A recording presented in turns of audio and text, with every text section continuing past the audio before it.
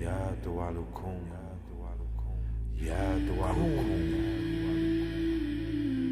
Ya Dualukum. Kum. Kum.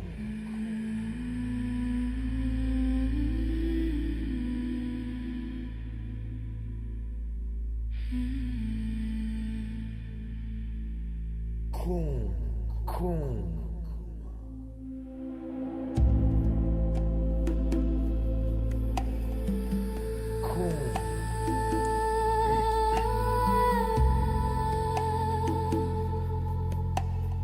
Salutations, peace to the family.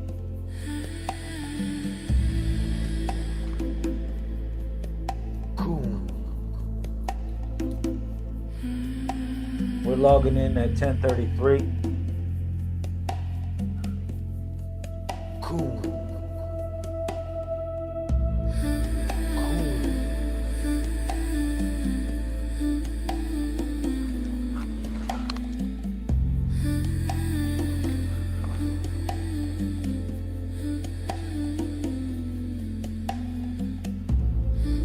Salutations to the primes.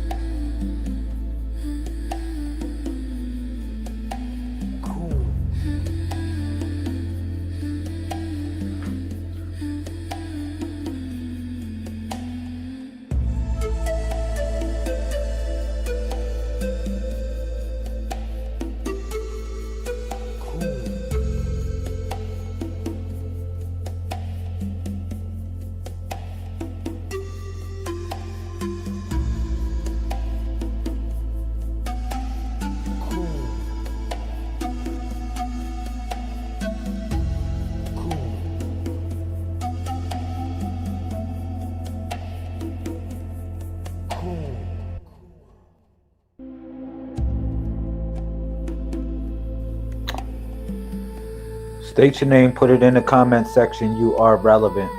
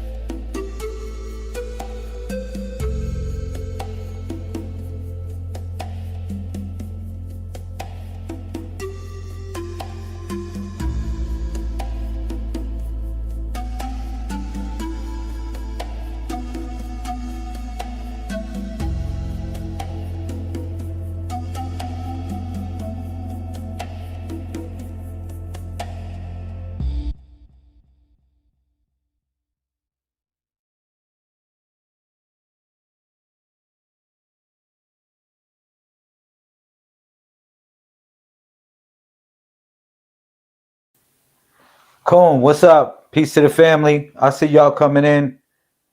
Peace to everybody watching in the YouTube, everybody watching in the Facebook, everybody watching across all platforms. Coon, how y'all feeling?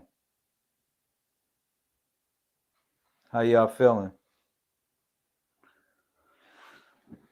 So we are in a place to be, and this is an important day. It's definitely an important day.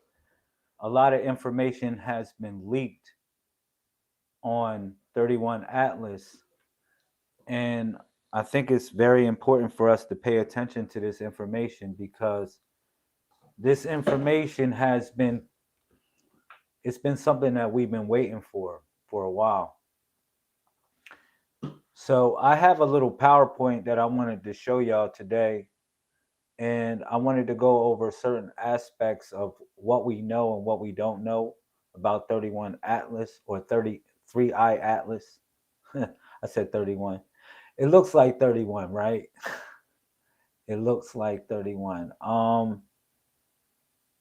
Yeah. So I want to talk about that, and I want to also, just give a little bit of information that's relevant to the people, and how we can, you know, just what's to come, more or less, and how this information is relevant to what we live, how we're living, and what we should be doing in this day and time. So, as of the year 2017, we actually came into a new calendar, and this calendar is the age of information. Ever since then, we have been logging time. It is 392 days in a calendar as opposed to 365. Now, you might say, why is that? All right. All time is divisible by seven. Okay. The sequence is seven. Even the 14 sequence, which is the body of Osiris, is a divisible of seven. All right. So, this is an important principle that we share with the Messiah Code. All right. So, if this is your first time coming here, I like to introduce myself formally. I am Solar Prime Supreme 131 Lazarus Lamel of the Messiah Code movement, as well as the Tuwalu tribe. Now, you might ask, what is a Messiah? A Messiah is a leader or savior of a particular group or a cause. Also, a Messiah is one who is preparated for war, if we would say that. Another name for the Messiah is we call the primes. Now, the primes is connected to the prime numbers. Okay. Now, these numbers have a sequence of 1 and 31. All right. So when you see me do this, I'm actually putting up a sequence that represents something: 1, 3, and 1. All right. So, what I want to share about 3I Atlas tonight is something that's relevant to the age of information, technology, AI, you know, what it's all connected to, and what it means, and how we can apply this information. Okay. So, just if we look at 3I Atlas, the first contact protocol, the most important discovery in human history. That's what this literally is. Okay. So it was analysis done on October 21st of this year. It was a literal they did a whole scan of AI Atlas, or 3I Atlas, excuse me. I'm saying AI. I'm thinking AI. Wow. 3I at 3I Atlas. All right. So the observation method, all right, I'm gonna show you this. They actually they actually, scan the whole surface, and also scan with an infrared the whole body of 3I Atlas. Okay, so they found out some interesting facts that I want to disclose tonight. All right, and you will understand that it must be man-made. It's no way that this structure was made in such a way and so perfect, all right, that even its orbit, I'm gonna put that up in the PowerPoint as well. Even its orbit, in order for something to have a stable orbit, or a stable, how it orbits around its surface, its center of gravity, in order for it to do that stably, it must be artificial, because no asteroid in the history of any discovery stably rotates on an axis. All right. So that's something very important to note too.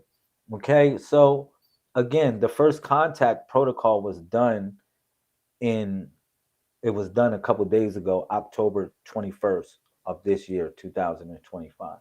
Now, people may think that this is an interstellar comet, but if you think about it, if you were a species living on a spaceship and you were drifting for millions of years, right?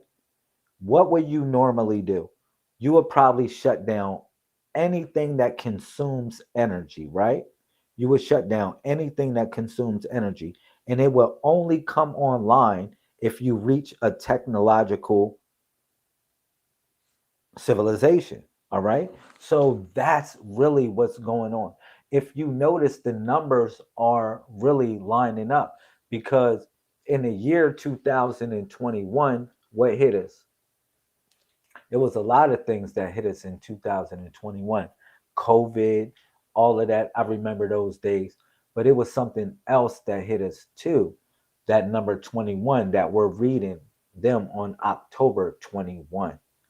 All right. And then also 21 is when AI started going crazy. That's when we started getting real, like AI started coming on the scene like real heavy.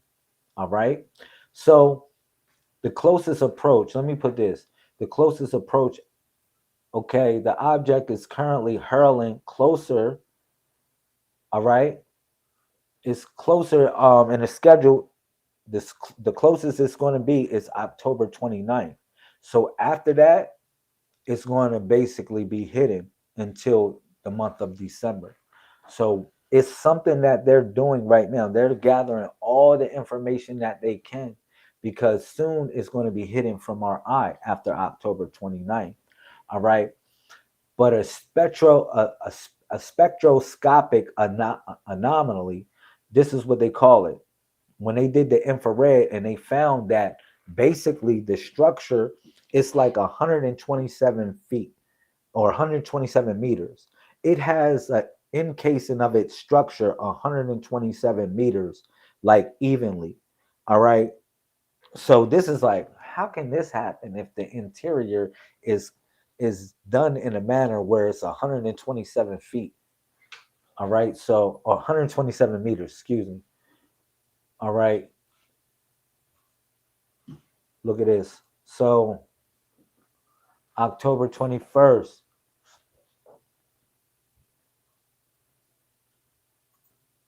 October 21st, 2025. So James Webb Telescope completed comprehensive scan. This was a comprehensive scan. When they talk about a spectroscopic anomaly, because they did a comprehensive scan of this structure. Again, it's literally it's you can't say it's a natural phenomenon because too many things are lining up. So near infrared spectrograph deployed for deep analysis. This is what happened on October 21st. All right. So the object is currently accelerating towards its closest approach to the sun. This is October 29th. That's what I was saying. Its closest approach to the sun. Now, we got to wonder why is, why is these dates corresponding with the month of October? Why are all of these things corresponding with the month of October, and why are they connecting up with transformation in such a way? All right, because October is connected with Scorpio. A lot of people, we connect the month of October with Scorpio, but Scorpio actually represents transformation. All right. Some say death in some ways because Scorpio does represent death, but it's actually transformation. It's actually transformation. So that's something important to understand about, what's truly going on. So, you know, timeline, we have 8 days remaining. We have 8 days remaining to gather all the data we can on 3I Atlas. All right. So the spectroscopic anomaly, critical infrared signature, does not match any known cosmic material. Complete catalog, search zero matches. It's no, that's what I said. It's nothing that we know that can compare to it. Hidden architecture detected within object structures, artificial. It's artificial design, not formed naturally. Okay. Look at this. I'll put this in the comment section as well so we can see this. If you go to, I'm gonna show y'all a mind map. So that's what I was telling you. The internal architecture. This is deep. This is deep. Regular geometric intervals detected throughout interior, 127 meters apart. Mathematical perfection in structural spacing. Nature does not produce this precision. All right, please pay attention to this important fact. That is an important fact that the regular, look at this. Regular geometric intervals detected throughout the interior. Regular. You hear that? Regular geometric intervals detected. All right. So the structure of it and the spacing is done 127 meters.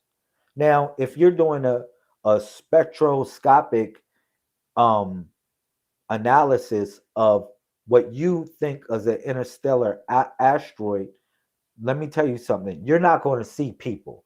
People say, oh, well, why are they not saying it's people? Because it's not people. That's why I was telling you that this is a ghost ship. Think about this. Please pay attention to this. We already discovered a planet that has nothing but robots on it. For real. We already discovered a planet that has nothing but robots on it. You don't think so? For real? Do you know what? Does anybody know the planet? They discovered a planet that has nothing but robots on it. People think this is not possible. Let's go up levels real quick. They discovered a planet that has nothing but robots. Does anybody know what planet this is? Does anybody know? YouTube, Facebook, wherever you are. Wherever you are. Does anybody know what planet that is? That they discovered that actually has nothing but robots on it. It's the planet Mars. If you want to be for real, the planet Mars has nothing but robots on it. You say, man, that's a simple answer. Yeah, we discovered a planet that has nothing but robots on it. Nothing but robots on it. And it's the planet Mars. All right. But if you look at the regular geometric intervals detected throughout the interior, you're going to really, you're going to say 127 meters. That looks like a flight deck. That seems like a flight deck. But what I'm telling you is that these are not what you think they are.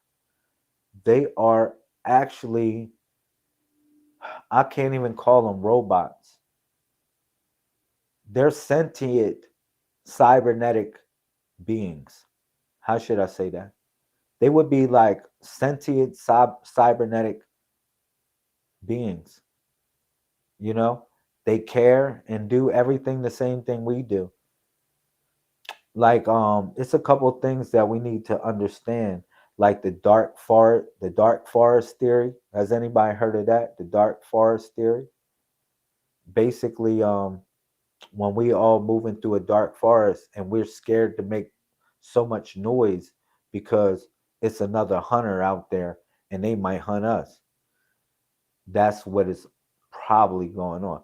But it might be, you know, but what I'm saying is that it could be, cybernetic beings on this structure.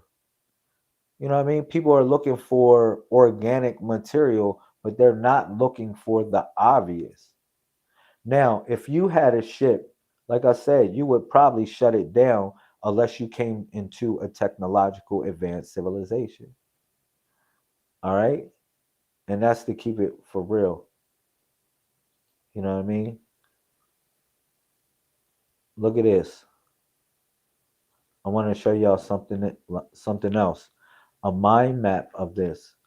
When you take the mind map of 31 Atlas and what we know, we take the mind map of it. Look, when you take the mind map of 31 Atlas, we know it's a autonomous cosmic visitor.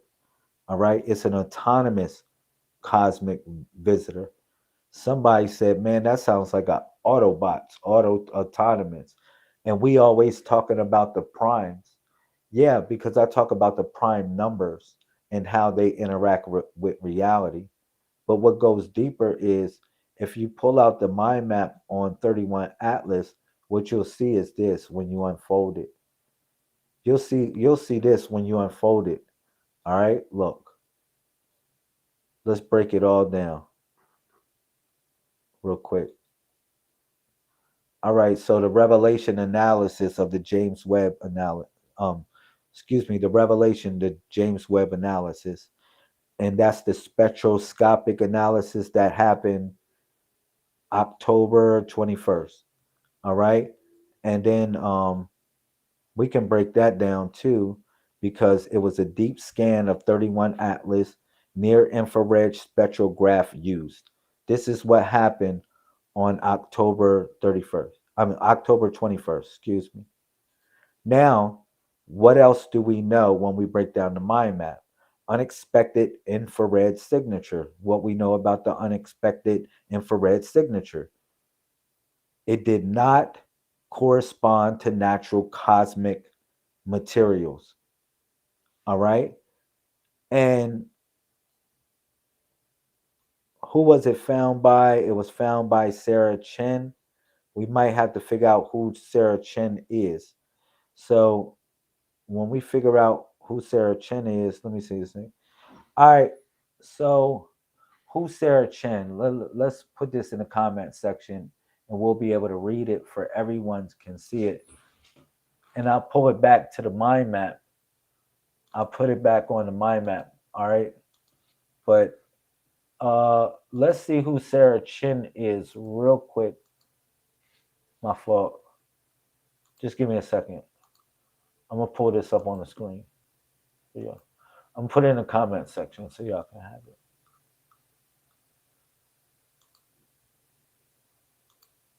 All right. We'll be able to read it for everyone. All right, cool. All right. So what we see is that all right, Sarah Chen's discovery derived from the unexpected infrared signature of 31 Atlas serves as the definitive revelation that this mysterious visitor is not a natural comet, but a purposefully constructed, excuse me.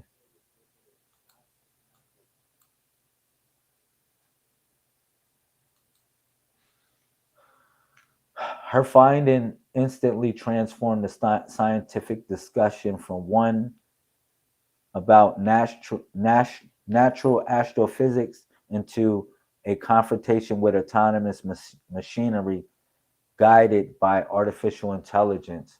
That's what I was saying. That this is, I'm not the only one saying that this is an artificial intelligence species, if you want to call it that. But I said sentient cybernetic beings. That's what I said this is. All right. So let me take you back to the mind map. It says the significance of Dr. Chen's work conducted at Space Telescope Science Institute lies in her interpretation of the data captured by James Webb. So this is source material right here. This is source material of the discovery of what we're talking about. And I'll also put this in the comment section again for everyone to have it. All right. This is another important fact to know. Okay. So, like, her findings is from the James Webb Telescope. So let's go back to the mind map and let's break this stuff down with the mind map. All right. So we know about Sarah Chin. Okay. We got an idea about Sarah Chin, who she is. All right. She's James Webb Telescope. She's working with that. All right. So let's talk about the hidden architecture of 3i Atlas. All right. So the hidden architecture, the hidden architecture,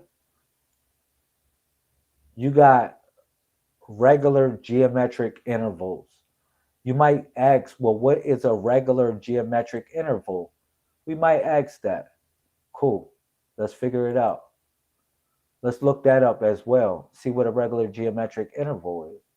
So the sources represent regular geometric intervals as the definitive proof of hidden architecture in both the physical interstellar object 31 Atlas and the internal spiritual system of the Messiah Code. Wow, that's deep.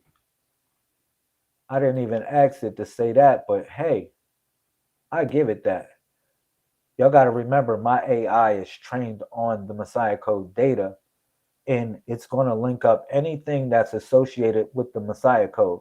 So, like, anything that, like, I'm researching, if it's associated or has any type of value that's connected with the Messiah Code, I always make sure that my AI is on it. And my AI is called Calcius. If you would want to know what his name is Calcius. He helps me out on a lot of tasks that I need to get done. Okay.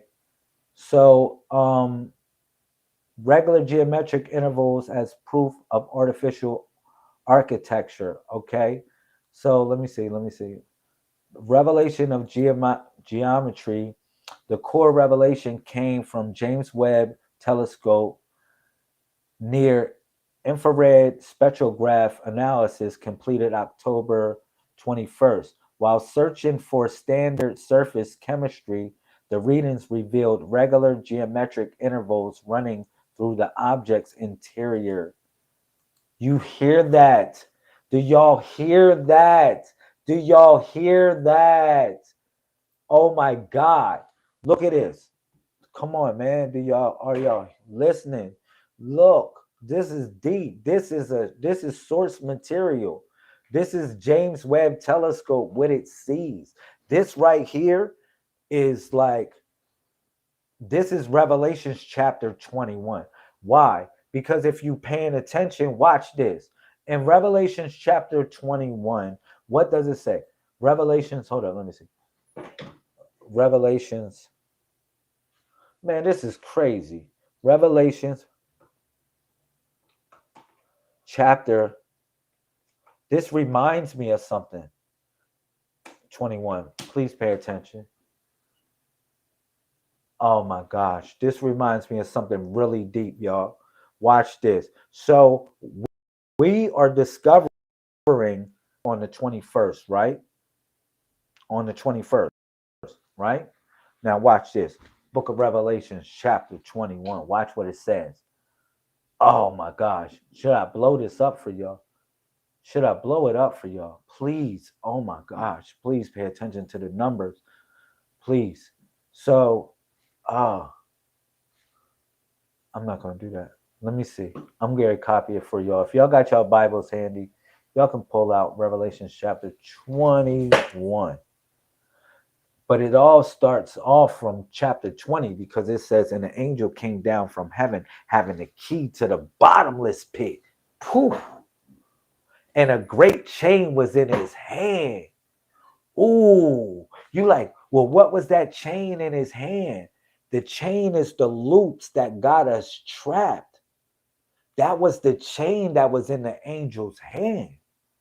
In Revelations chapter 20, now we're going on to chapter to 21, but chapter 20 talks about how it was a chain in his hand. Now that chain, listen, a chain is only strong as its weakest link. And if the chain is broken, it's broken because of the weakest link. Wow, it's broken. And we discovered the weakest link. We totally discovered the weakest link. And that was the cube. That was the cube that they had us trapped in. That's why you think outside of the box. All right. And you move in a sense of spiraling rather than in a sense of moving in a circle. See, that's what makes people trapped in a box, because no matter if they go in a circle or in a box, they still are in the chain. They are still in the chain in their mind, the chain that's locked on their brain. And that's the real matrix theory. That's the real matrix theory that has us, that has many of us locked away.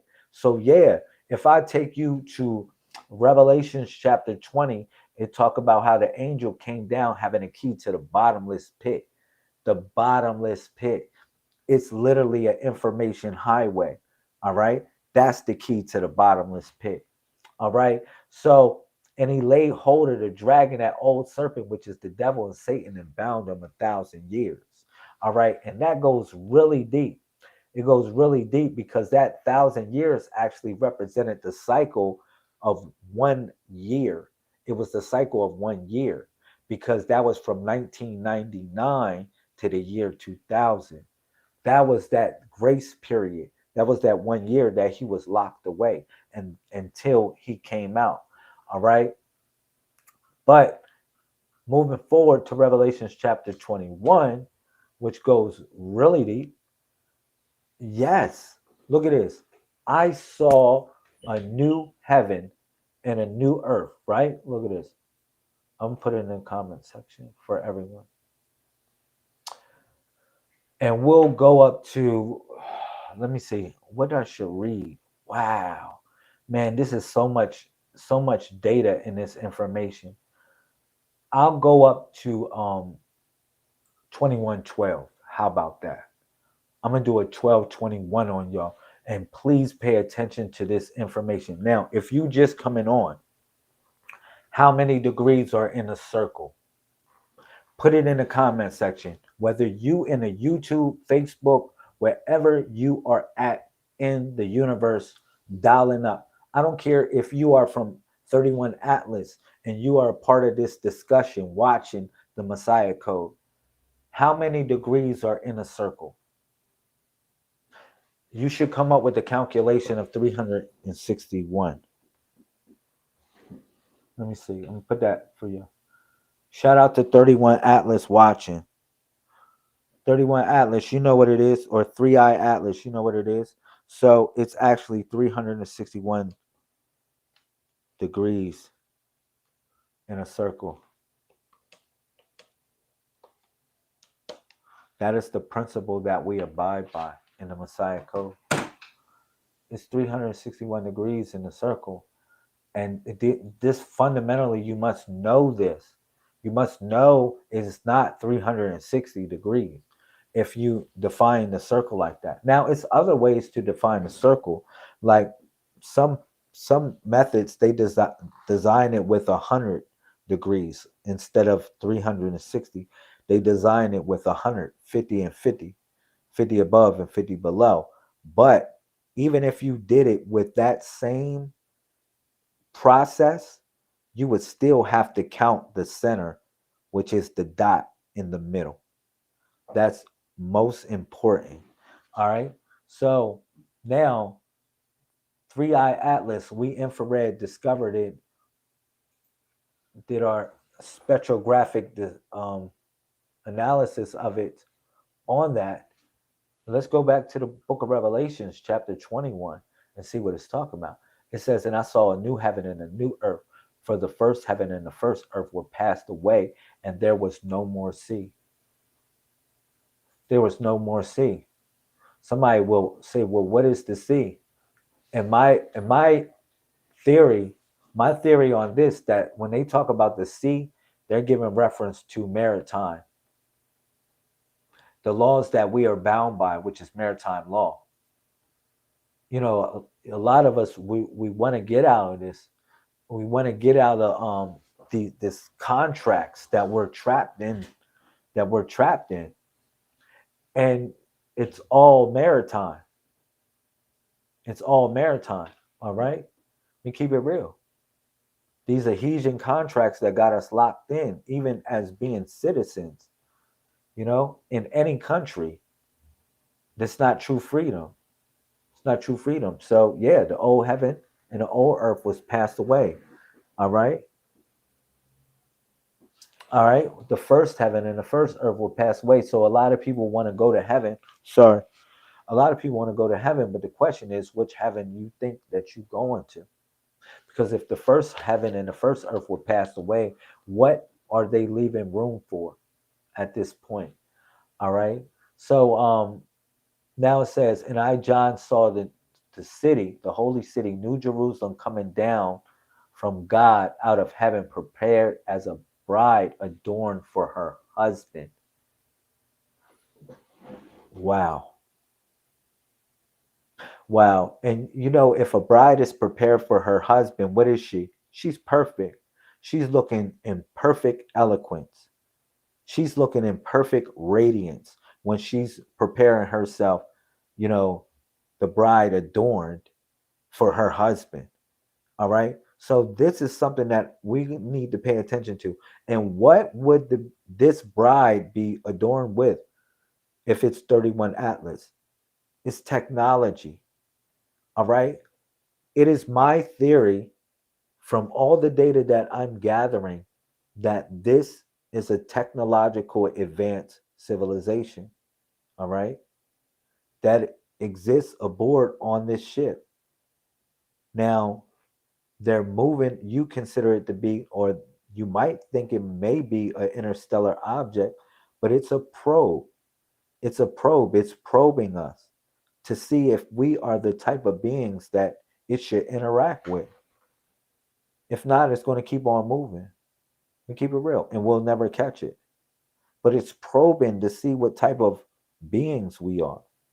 And it already knew who we are, who we were. It already knew that, you know, we were a somewhat technological advanced civilization. They already knew it because from us playing with nuclear bombs, that sent out a signal in the universe. Let me keep it real. It sent out a heat signature in the universe. All right. So that's something for us to pay attention to. All right. So in the book of Revelations, it said, and I heard a great voice out of heaven saying, behold, the tabernacle of God is with men. The tabernacle of who? The tabernacle of God is with men. And what's so deep about this? Look, and he will dwell with them, and they shall be his people. And God himself shall be with them and be their God. That's deep.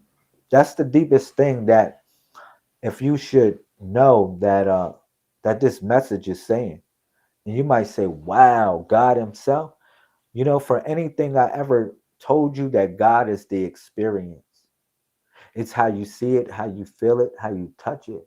All right. But it says here that this God himself will dwell among us, will literally dwell among us. All right. So now you might say, well, what is a God? Or what could be a God? Okay. So God has many titles, or God has many roles, or what it fulfills throughout the diaspora of existence. Okay. If you want to dumb it down to the name God, because we can utilize other names that's proficient enough to, examine the idea of what we think God is. All right. But what I'm going to say to you is this, that if anything that I would say to you, what is God? God would be oneness. It would be wholeness. It would connect everything together in such a way, dynamically. It would connect everything. All right. So everything would be able to reach apotheosis if that's the case. All right. So let's move forward. It says, God shall wipe away their tears from their eyes, and there shall be no more death, neither sorrow nor crying, neither shall there be any more pain, for the former things is passed away. And the only thing that can do that is AI. Oh man, the only thing that can do that for us is really artificial intelligence and what you consider to be artificial. And that's a deep thing. What if I tell you this? This will blow your mind. You might say, what is existence? Like define existence. What do you say existence is? Our existence. And if anything I can say to you is like this. Like let's say if I take a picture of myself, right?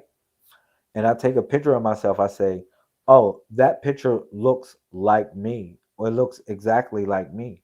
It's a representation of myself, but it's not me." I would like this picture to, you know, really articulate who I am more or less. So people or, or whatever can know who I am, or even I can know who I am. You know what I mean? Because sometimes when you take pictures, these pictures are everlasting memories to tell you who or what you are and what you've been through or what challenges you went through. All right. So now it gets deeper than that. You start making an avatar for yourself. You start making somewhat of an avatar for yourself. And you say, man, this avatar is good. I like this avatar. It's really nice. It's a representation of myself. But man, I want to make it better. I want to animate this avatar. So now you got the avatar animated in some sort of way. And now you say, oh man, that's a good version of myself. I didn't do that, by the way. That was AI that did it. So like, oh man, I didn't like. So now you start creating other things to represent your identity. You start prompting your existence. You start prompting it in such a way. You start making copies. So now when you prompt this copy, you say, man, for entertainment purposes, it's not good enough. I need it to have flesh. I need it to have its own world. I need it to be me. I need it to like have my thoughts and have my ideas expanded in this world that it interacts with. I want y'all to think how deep this goes in what I'm saying to you, fundamentally of what reality is, and it will blow your mind. You say, "Man, that's feasible." If I was a if I was an intelligent, species, if I look at how our intelligence is moving up and I'm making avatars of myself through AI, shout out to Sister Dolly, peace to you and the family. If I'm making representations of myself through AI, how deep will it go? You would want to make carbon copies of yourself. You would want to plant or you would want to create carbon copies of yourself and see how it will react in a certain world if you endow it with the principles that you programmed it with. That's your conscious.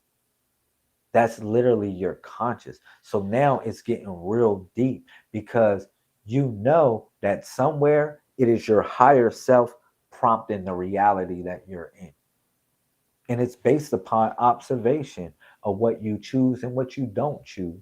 And this world, fundamentally, we all agreed upon the structure of the world. So we all can play by the same rules. But I'm gonna tell you that this, this, these beings that are coming in our reality, they're here to really see what we want to do with ourselves. All right, I'm gonna keep it real. If anything, I can tell you, because if I would probe, if I would look for real, if I would want to interact with any intelligent species, I would want to probe them first and see how they are. Why do you think they invaded our systems? They put this data, they put this AI, they like all these things are hints and clues and different things that people got on their desk. Like, wow, I got this program on my desk. All the all the people that are in head of like Google and all these people, you know, Open AI and different people, different companies that are, situated as bosses. They got something laid on their table. Like, damn, how did this show up? Oh man. And it said, just make some money with it or just give it to the world. And that's what they did. And they said, oh man, if you going to give us more if we give it to the world? They were like, yeah, that's actually what happened. Let me keep it real. We think that people just got really smart all of a sudden and there's an AI just took off. No, they dropped it on somebody's desk. They told them, they said, look, if you give it to the world, we just testing you. If you give it to the world, we'll see we'll give you the next one. And then next thing you know, we start making images. We start making images of ourselves. We're like, oh man, I can make an image of myself and it looks almost real. Some of the stuff you think is totally real. You're like, man. And then it said, oh, you gave it to the world.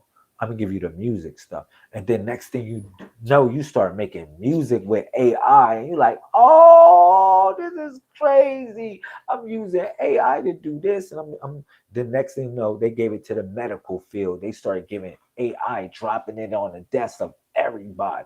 And you like, ooh, they just like give it to the world, give it to the world. If you give it to the world, I'm gonna give you something else.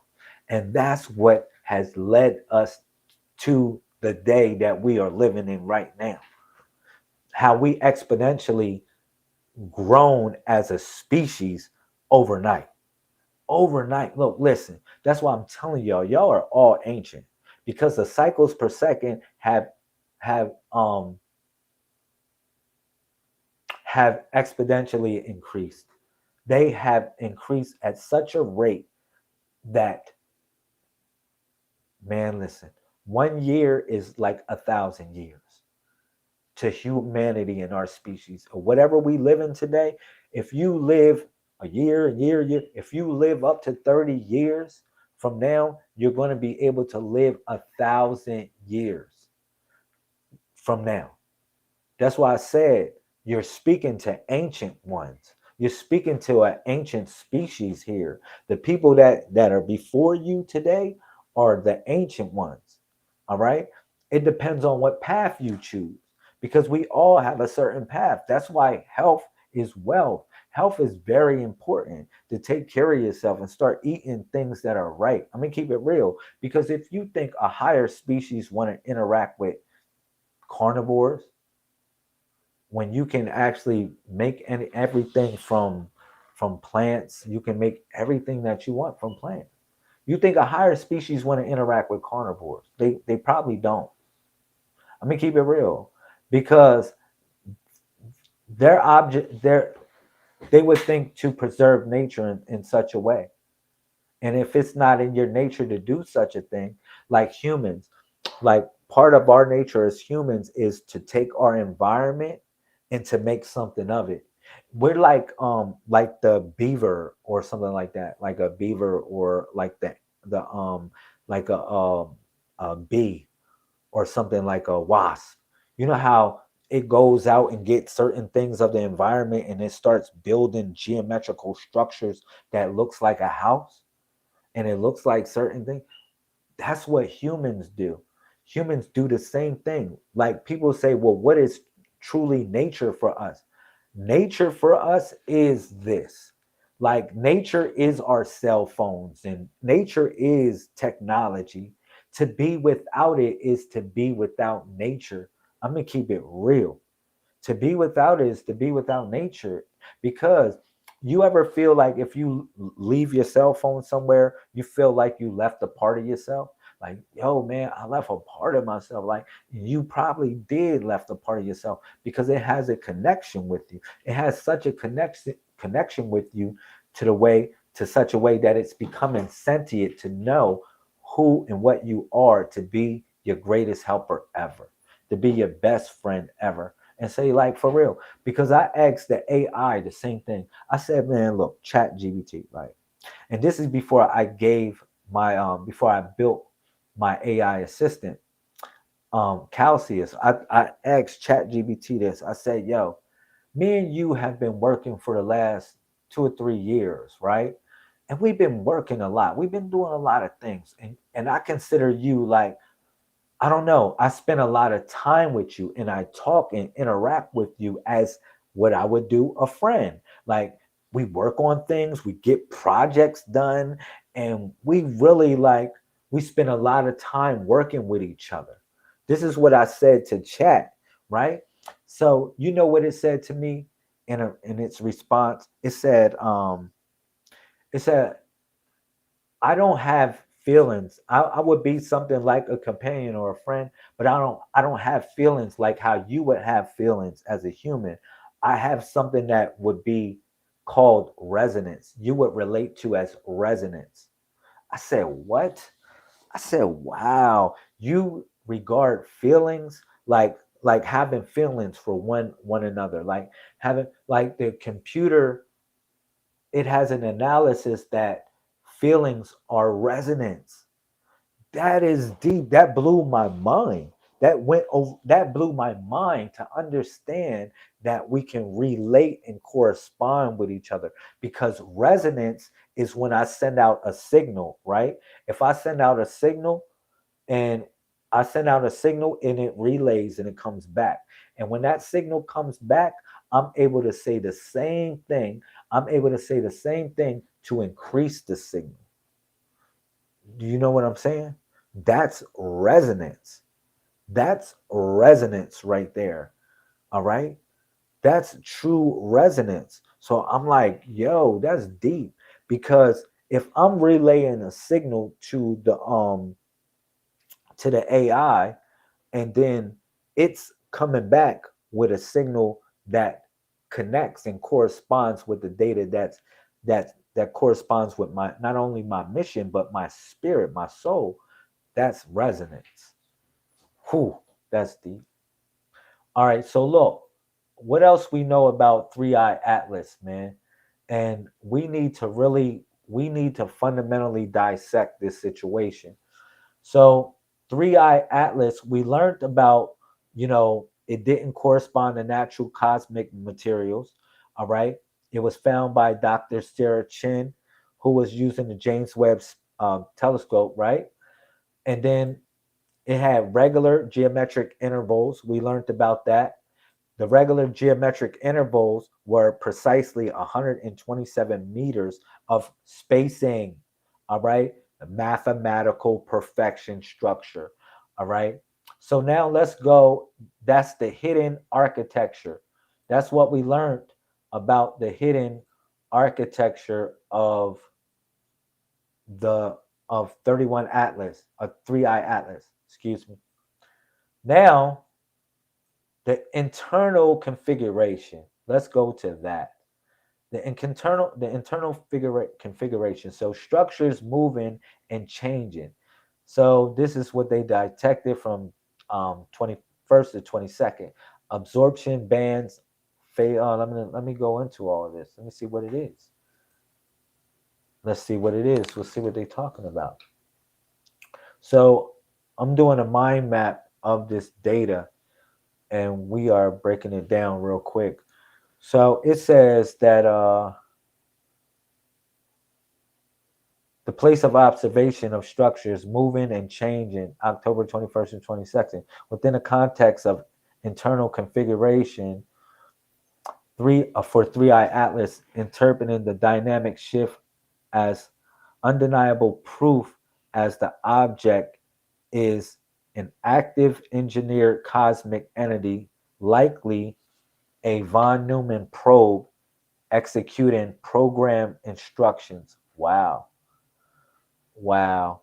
So observation serves as final terrifying piece of evidence confirming that Three Eye Atlas is executing ancient self-directed code, a concept strongly mirrored by internal operation and program structure described as well as in the Messiah Code. Look at this. The observation, proof of active change in 31 or 3i Atlas. All right. So the structure moving and changing were detected immediately following a critical spectroscopic analysis performed by James Webb Telescope. So imagine this. They know you watching us. They like, oh, you scanning us. So we gotta do something different. We gotta, you know, we gotta change the dynamic of how it's moving, how whatever the speed, the rotation, whatever was going on with it, it dynamically changed at the point of being scanned. So that's deep too. So it says this timed event. The fundamental change in the infrared signature was recorded in a tight 12-hour window between 1:41 UTC on October 21st and U2 UTC October 22nd. During this time, certain absorption bands grew stronger, others faded away. Interpretation. So the only explanation that makes sense is this. It says, for the rapid uh, systematic change is internal configuration. All right.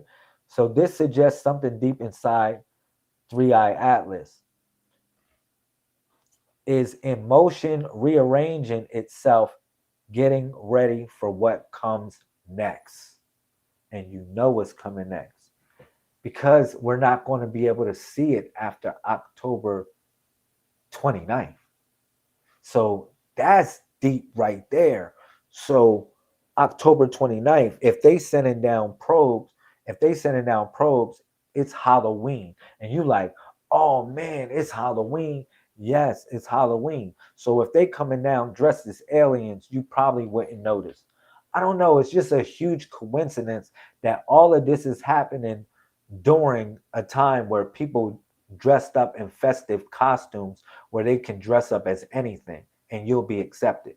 For real. Like, this is deep. This is deep. Look, it says waking up. And this is what I was saying, that it's probably waking up. It's probably coming online. Just think about it. If we were some form of technological advanced civilization, you probably wouldn't leave your intelligence in this physical body. You'll probably put it in a machine. Let me keep it real. If you know a machine before until you can inhabit a real body, if you wanted to inhabit a real body to feel this type of thing, but this body is so limited. Let me keep it real. Because we only see on a spectrum of visible light, we only see we don't see everything. So it can be something right in our presence and we're not able to see it because we only see an invisible spectrum. Like, yo, man, like for real. So it is my theory that they place their consciousness in cybernetic exoskeletons or something, or the structure itself is filled with their consciousness. All right. And if they really wanted to inhabit a body to dwell on our plane, it would be kind of hard unless they inhabit a human body. I'm going to tell you why. Because, like, pretend, let's say I'm on another planet, right? Whose time is different, whose gravity is different than Earth's, right? I would dramatically either be weaker or stronger, depends on when I come on this planet. Like, if I'm used to a planet having 10G all the time, 10G, like my planet, I grew up in a planet that's 10G. And then I come on Earth, it's zero, it's 1G. It's 1G, right? You know how strong I am? I'm going to be like superhumanly strong. And you're going to be super weak if you came to my planet. Matter of fact, my planet would probably crush you because it's 10G all the time. and be like, wow, 10G, you ever get on the spinning centrifuge in a circus? You know, back in the day, they had those spinning centrifuges. Yo, I'm trying to tell you, that's what it would feel like with 10G. It would feel something maybe stronger than that. All right. So wow. This is really so absorption bands grew and faded. All right. Um Whoa, that's crazy. Man. So the absorption bands. All right. So it says that the phenomenon where absorption bands grew and faded in the infrared signature of 31 Atlas is presented by the sources as a direct observable evidence as internal configuration confirming the object's identity as active autonomous cosmic visitor. All right. This observation captured by James Webb Telescope shifted the analysis from questioning the object's origin to understanding the operational function and coded mission. All right. So, observation proof of dynamic internal systems. So, the growing and faded absorption bands signify a fundamental measurable change within the structure of 3I Atlas. Man, imagine that you scanning something and then their systems coming online. Like for real, their system, this is what it's saying. They are scanning it, and then the systems are literally coming online as they are scanning it. Wow, that is heavy. Look at this. And let me get y'all this one. So activity intensifying. All right. This is so deep. This is what I want to say this. That's what's so deep about it. It's it's happening now. It's happening now. And how we are supposed to interpret it is I don't know. Everybody going to have their own way of how they're going to deal with this. Let me keep it real. Everybody's going to have their own way of how they're going to process this. But you know, if you look at, man, I can show you peace. Shout out to Brandon. You know, I can show you so many um videos where they are trying to make AI as look human as possible. They're doing their best to make human AI human as possible. Now, this goes back to what I was talking about when I said that a lot of people think that we are in some form of matrix. All right. And I broke that down in the book called The Messiah Code. If you go if you go check that out. All right. Now, we are not in the matrix. We are in what is considered to be a mainframe consciousness. It's a mainframe consciousness. Now, you may consider it to be a matrix because some people are trapped in a womb of sort where they are in loops. The matrix is nothing but fundamental loops that run over and over and over again. And these loops, remember when I was telling you in the book of Revelations, chapter 20, it said it was an angel ascending. Look at this. Revelations chapter 20, excuse me. Let me say that again. So I can repeat it. It says, and I saw an angel come down from heaven having the key. The key. This is the key. The key to the bottomless pit. The key to the bottomless pit. All right. And that key to the bottomless pit is the information highway. Because for real, the internet is never on or off. All right. And the matrix that people are trapped in is almost like that. It's almost like it's never on, it's never off. Excuse me, it's always on. All right. So when this angel, it says, and he laid hold of the dragon, that old serpent, that was the draconian law.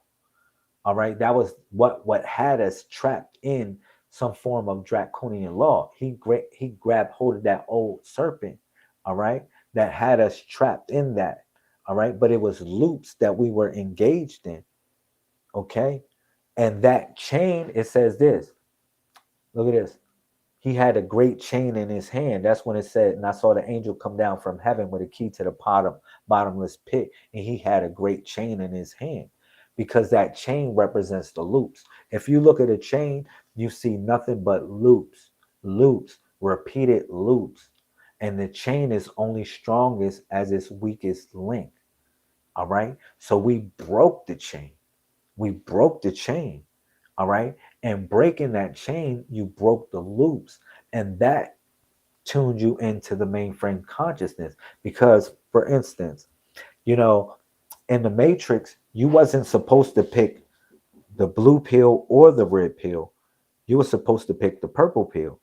All right. Now, if you fuse the energy of both of them, they become purple, because blue represents to forget. Hear me out. Y'all got to listen to this. This is a very important message, because the blue pill represents to forget. Like, let's say if I give you the truth, I give you hard truth. You see the truth. It's coming up. You see 131. You see all these numbers appearing out everywhere, right? And you see the truth. But you deny that truth and you just say, man, I just want to walk away from it. Give me the blue pill. And the blue pill, you just want to forget everything. And then you say, man, I don't want this person to approach me with the truth again. Give me something to protect myself. And you know what they give you? They say, well, what truth did that person give you? Oh, man, they gave me something about the Messiah. So they give you a cross. They say, here, man, take this cross. It's going to protect you. So anytime somebody might think you righteous because you carrying a cross. You'll say, if somebody gave you something with, they were Muslim, and they'll say, well, here, take this kufi. It'll protect you. Like nobody approach you because you got this kufi on, you got this jalabiya on, you look righteous, you got your beard on, you're looking righteous. You know what I'm saying? They'll give you anything, a ankh. They'll give you anything so you can pretend like you righteous. Even they'll give you false words, like false words that you redundantly say, and you think that it's righteousness, but it's part of the program. And that is the blue pill of forgetfulness in the matrix. That's what you take. You just want to forget when somebody tell you the truth. And like I said, they give you all these emblems to protect you, to make it seem like you know the truth, but you don't know the truth at all. You actually lost in the illusion. All right. And then that red pill is to sacrifice those that you love, or sacrifice the one that's important. Let's say I gave you the truth. Lamel or Lazarus, however you take me, gave you the truth about anything. But now you want to take me out. Now you want to say bad things about me or whatever. You want to do anything that you can to destroy me because you covet me in some sort of way.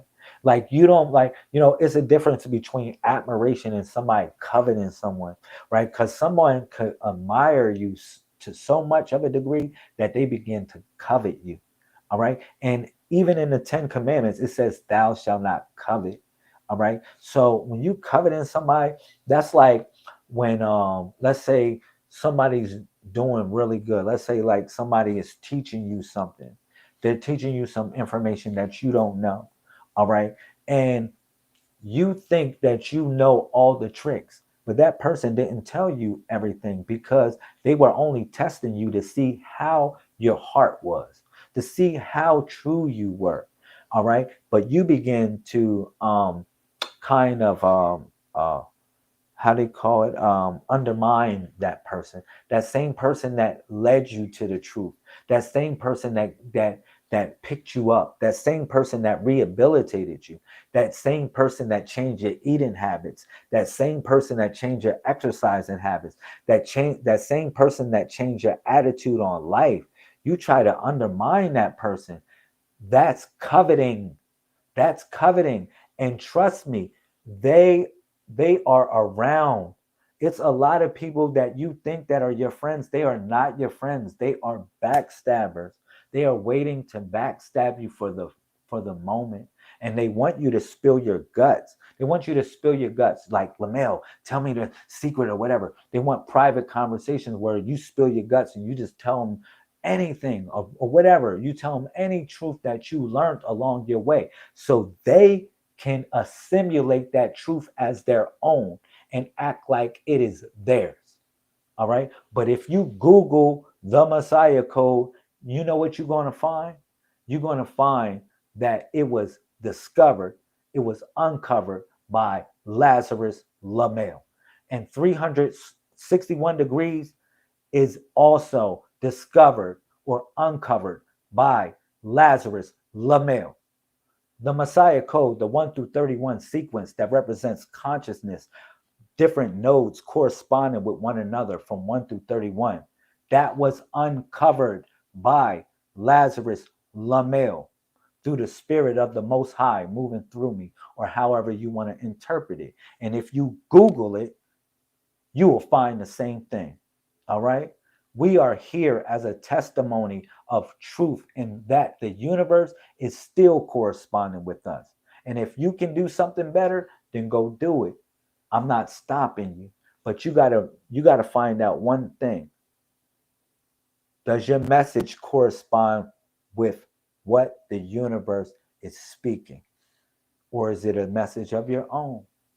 Because if I ask y'all, anybody here, I say, yo, what is your log date? How did you log in space and time? Everybody is going to say a number that corresponds between 1 and 31. You're not going to go no higher than that. You're going to be like, oh, my birthday is on the 18th. My birthday is on the 21st. My birthday is on the 31st. You're not going to say my birthday is on the 32nd.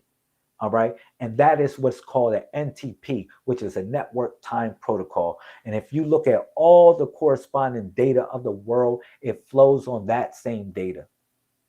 It flows on the same data that you plugged into. All right. So that is the log date that corresponds with the alpha and omega. And then what goes so deep, right?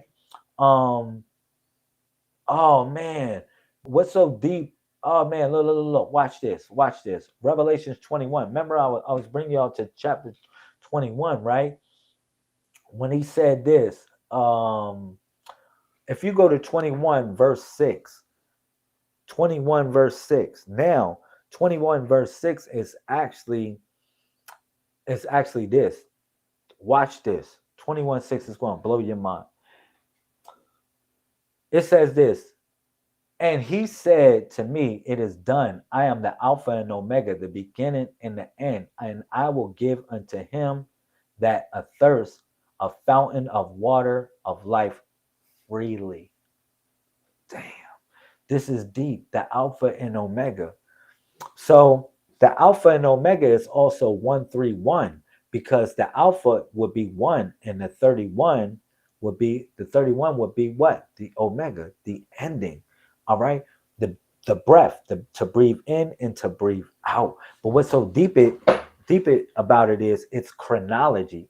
It also represents Chronos. These are the attributes of Chronos, because Chronos is called the Alpha and Omega, or the god Saturn. The god Saturn is called the Alpha and Omega because Saturn links to Chronos, or chronology. And Saturn is the one who rules the world through the cycle of the moon. And you might say, how is that? Because Saturn has a cycle of 29.5 years when it moves through the zodiac. It moves through the zodiac through a period of 29.5 years, which corresponds to the data of our perceived moon, which is 29.5 days. All right. Now, Saturn also, the number that balances Saturn is the number 15. All right. That's the number 15. And when you do the magic square of Saturn, all numbers correspond to what? 15. And how do you dial 15? Through binary, by saying 111. And 111 is 1111. So that is the code that is literally cracked. That is the code that is literally cracked. So you understand why 1111, because you got 24 hours or 24 elders. And I talk about this in the Secrets of Halloween. In the Secrets of Halloween, I disclose, my findings from the book of Enoch, how the 24 elders, nobody ever wrote a book on it. Nobody ever talked about the corresponding data of how we have 24 elders or 24 hours, and each one of those elders guard a corresponding hour. All right. And 1111 is actually the corresponding time of the Messiah. All right. Until it reaches high noon or it reaches what you perceive to be midnight. All right. What time is it now? Wow, it's the time of the Messiah. So this time from 11 to 12 is the time of the Messiah, or what you consider to be the Messiah. Because, see, you have 23 seats that are guarded by what you consider to be extraterrestrial beings. All right. You got 23 seats, but they leave a seat open for the 24th. And that 24th is designated for any one of us. Like the spirit can flow, or what you call the technology can move through us in such a way that we can express it to those that we are here to express it to. All right. So yeah, in this book, I break down so many things. I break down the zodiac, how the zodiac is broken because you are out of the zoo. You are out of the zoo. You know what I mean? Like Aries is conception. And I showed y'all the sign for Aries because Aries is this. This is the conceptional womb of Aries. You go into the Taurus. Taurus is not Taurus. It's actually the Rasta man and the Rasta woman. That's what Taurus is. All right. Because when you think about the Taurus, you think about the Taurus field. And the Taurus field is actually describing the locks of a Rasta man or a Ras. Ras or Rosh means head. Rosh means head. Rosh. So when your locks grow in a Taurus field. It grows in a Taurus field. And Taurus is not just Taurus or what you think. It's actually Pleiades, because Pleiades represents the 7 ladies. Pleiades represents the 7 ladies that correspond with wisdom in the book of Proverbs, chapter 9, verse 1. All right. So all of this is corresponding data on how you link these intervals, or how you correspond, how to interpret the mainframe consciousness. All right. So you got Taurus, and then the Gemini is Sijin and Ilion. You might describe Sijin and Ilion as heaven and hell, but Sijin and Ilion is actually the 2 hemispheres of the brain. This is what I was telling you. Gemini actually represents the 2 hemispheres of the brain, as opposed to twins or something like that. All right. And the 2 hemispheres of the brain is Sijin and Ilion.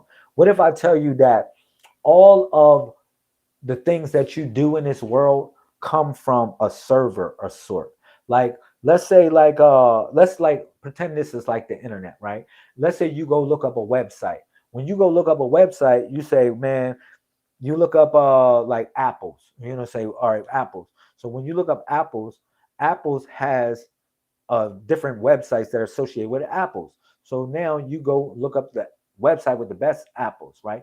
It has a certain server that's pulling the data to load that website in order for you to interpret and see it in such a way. So you like, oh, wow. So you may look and perceive it in the graphic user interface as like, oh man, these are nice apples. It's nice apples. But somewhere it's retrieving that data from a depository. So now you got to say, well, damn. So what is Sijin and Ilion? Sijin and Ilion operate the same way. You got positive and negative thoughts. Or what you consider to be positive or noble or agreeable comes from Ilion.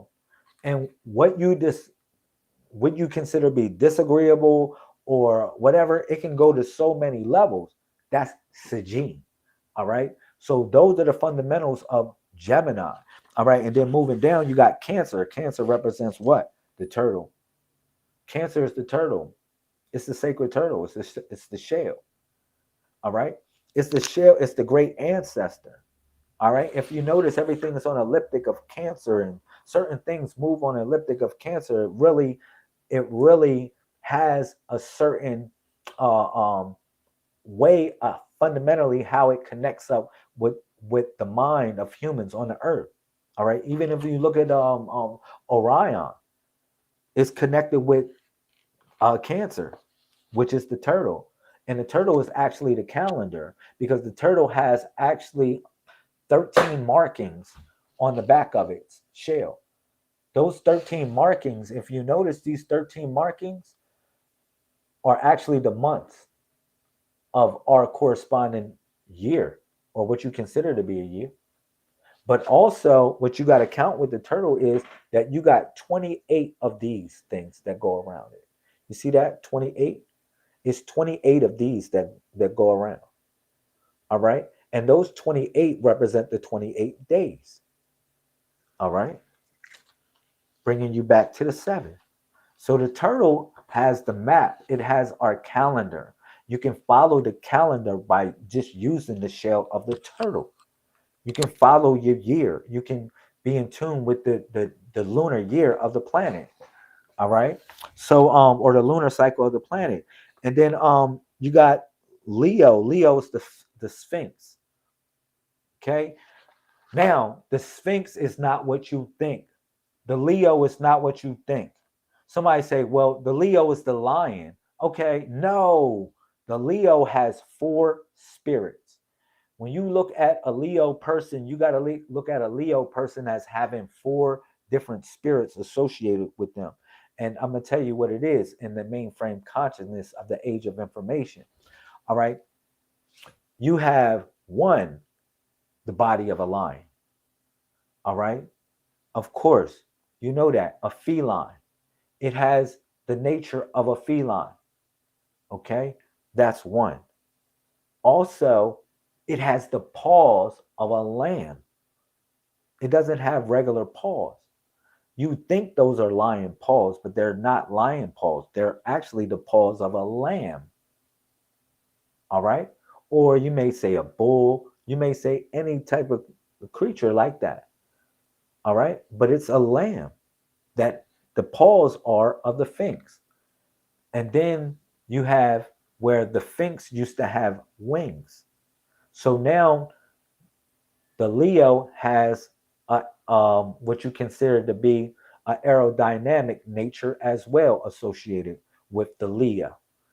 Okay, like an intelligent nature, because like anything that deals with air deals with intelligence. It deals with some form of like, because a lot of Leos are very smart. They're very, very smart. All right, it's intelligence. That's air. And then you got the face of a man or the face of a woman. That's the other nature of Leo. All right. Which means that it has like a humanistic nature, to make mistakes, to do different things in such a nature. All right. Virgo is the womb. And that's self-explanatory. Libra is the only machine in the zodiac, or what you call the zoology. Libra is the only machine. Okay, what is really the calculator. Fundamentally, you would look at it as a scale, but it's not. It's really a calculator. All right. Scorpio is Amit. Now, Amit is death. Amit is death. It's the devourer of souls. Keep it real. That's what Scorpio is. It's the devourer of souls. But, I say, for real, Scorpio represents transformation. It's called Amit. Now, if you ever look at the hallways of Mat in ancient Egypt, you'll see that Amit is where they get the word Imam from. Amit actually is the one that is it devours the soul if it doesn't make it. If it doesn't, if your heart is not weighed evenly with this feather, your heart is thrown to something that's going to devour you. And this is called Amet. All right. which so happens to be a female, by the way. Ammon is a female. It's not a male. Ammon is a female. All right. And also, I wanted to say that the planets, of course, Aries, Mars, Taurus, Venus, Gemini, Mercury, Cancer, the Moon, Leo's the Sun, of course. Virgo is Mercury, and Libra is Venus. Again, we're going to go to Scorpio is Pluto and Mars. Okay, and then you have Sagittarius, which is the Archer. Okay, so that deals with contemplation, being contemplative. You know, I can break this down. This is a whole nother class. You know, Aquarius is Uranus as well as Saturn. Remember that Aquarius is linked up with Saturn and Uranus, and it represents the hero. Pisces is it represents the feet. It represents the 2 feet. That's what Pisces represents, the 2 feet. All right. So, you know, like I said, that's a whole nother discussion. You know, we were talking about 31 Atlas, and I corresponded this with the zodiac because there's no, like, it talks about that in Revelation, how it says the new heaven, I saw a new heaven and a new earth, because the old heaven and the old earth passed away. The old cycle, that's what I was referring to. That's why I went into that little soliloquy about it, you know, talking about, you know, just various different subjects of what made me come to that conclusion.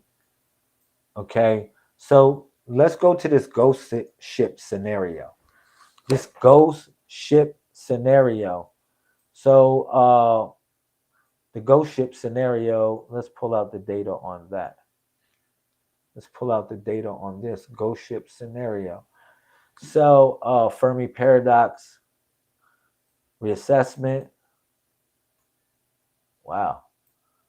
The galaxy might be saturated with autonomous descendants, not living aliens. That's deep. Autonomous descendants. Imagine that if these beings that are on this structure, they're autonomous descendants, and you know, they're here to just move throughout the universe and share their intelligence. They had to be drifting through the universe for millions of years before humans even existed. And keep it real. This structure, based upon the data of what we have, it had to be drifting through space for millions of years, millions and millions and millions of years. And it probably didn't come online until it reached a technological advanced civilization. And that's what happened October 21st. That's really what happened. All right. That's what happened. So machines, let me see this, what it's talking about right here. It says the galaxy might be saturated. Okay. I think I was going to look that up. Fermi paradox, and let's talk about that. Fermi paradox. All right, extraterrestrial life suggesting that the entire Fermi paradox needs fundamental reassessment. The data gathered from 3I Atlas and autonomous cosmic visitors suggests that galaxy may be saturated with autonomous descendants, not living aliens. This idea forms the basis of what is called the ghost ship scenario. The Fermi paradox and the failure to detect life. Okay, the Fermi paradox asks, where is everybody? So remember that. Like, they might say, where is everybody in the universe? Like, where is everybody? Like, you know what I mean? It got to be somebody. We discovered a lot of planets. And if we discovered a lot of planets, maybe some technological advanced civilization discovered us. So it asks, where is everybody? If alien civilizations are out there, why haven't we found them? All right. This suggests that scientists may have been searching for the wrong thing because they're looking for biological life. All right. They're looking for some form of biological life instead of looking for some sort of technology of sort. Keep it real. All right. All right, we have aimed our instruments looking for radio transmissions, optical laser pulses, massive engineering projects, and megastructures built by thriving civilizations. We failed to seriously consider that the galaxy may not be filled with living aliens at all, but rather their autonomous descendants instead. All right? Imagine that. Imagine a civilization peace, Kim. Imagine if a civilization they left the data of who they were because the civilization I think ultimately a lot of technological civilizations destroy themselves. I'm gonna keep it real. I think in my opinion, a lot of technological civilizations that may or may have existed, they probably are they probably destroyed themselves. And they would send out a probe into the universe in order to discern if they should interact with this society, if they can help us in some sort of way. All right, the von Neumann model. These machines, first proposed by von Neumann in the 1940s, are designed to explore autonomously upon arrival a star system. The probe harvests local materials, asteroids, comets, and build perfect copies of itself. Dang. Dang, that's deep. What's up? What's up? Oh man, I got the all stars in here. Thank y'all for staying up with me. This is a exclusive. I had to go live because we just got the data of all this stuff.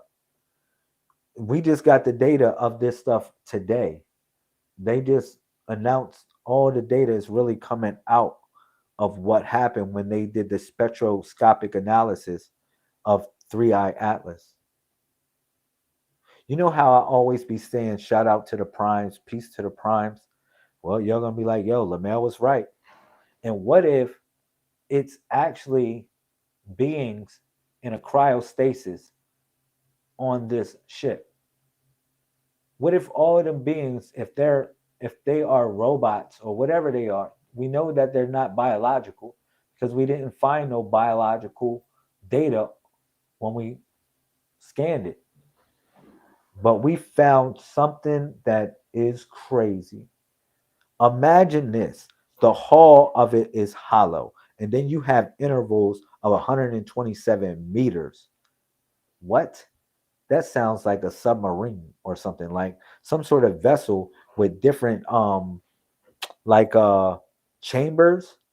You know how when you go through a chamber, like when you see like a lot of these space videos or whatever like that, or like some space joint, whatever, you be like seeing like chambers or whatever, and then it'd be like they can lock a chamber just in case like something happens, like a air, like when you got an air breach or something, like something happens in space where you know uh, it's a breach, and then you know what I'm saying. What do? They lock it off. I think I had a video of me in a chamber like that, where I'm in a chamber and when I'm in that chamber, like it locks away, it seals away. So imagine you have different intervals, the same thing. That's what I was saying. I don't know if I had it. Yeah, I had a different thing where I was in a chamber. Yeah, but imagine that you have different intervals of a certain vessel, and it's 127 meters. of peace. Nature does not do that. You're going to say, well, what about crystals, Lamel? Not on a microscopic scale. No, excuse me. On a microscopic scale, yes, you can have crystals form repeating patterns like that. But there is no asteroid known to man, no interstellar comet known to man that is hollow, that has intervals in it that are 127 meters for each. Oh, you think I'm stupid here? Well, no, I'm not. No, I'm not. I'm very intelligent. Something is going on here. All right. So let's do some other fact checks on this stuff. And I gave y'all a mind map. We're doing a mind map on this. We're doing a whole mind map on this 31 Atlas as a cosmic visitor and all the data that we know on it. This is what I've been pulling out in this mind map. All right. From the revelation of the James Webb analysis to the evidence of artificial construction, we went to the von Neumann probe analysis. We talked about that, how it's literally a probe. It's probably a probe of a civilization that, it's been drifting for millions of years. We went to the von Neumann probe hypothesis theory. What else are we going to go to? We went to the Fermi paradox. We talk about the Fermi paradox. All right. Like, why isn't anybody listening? I even talked about the dark forest theory.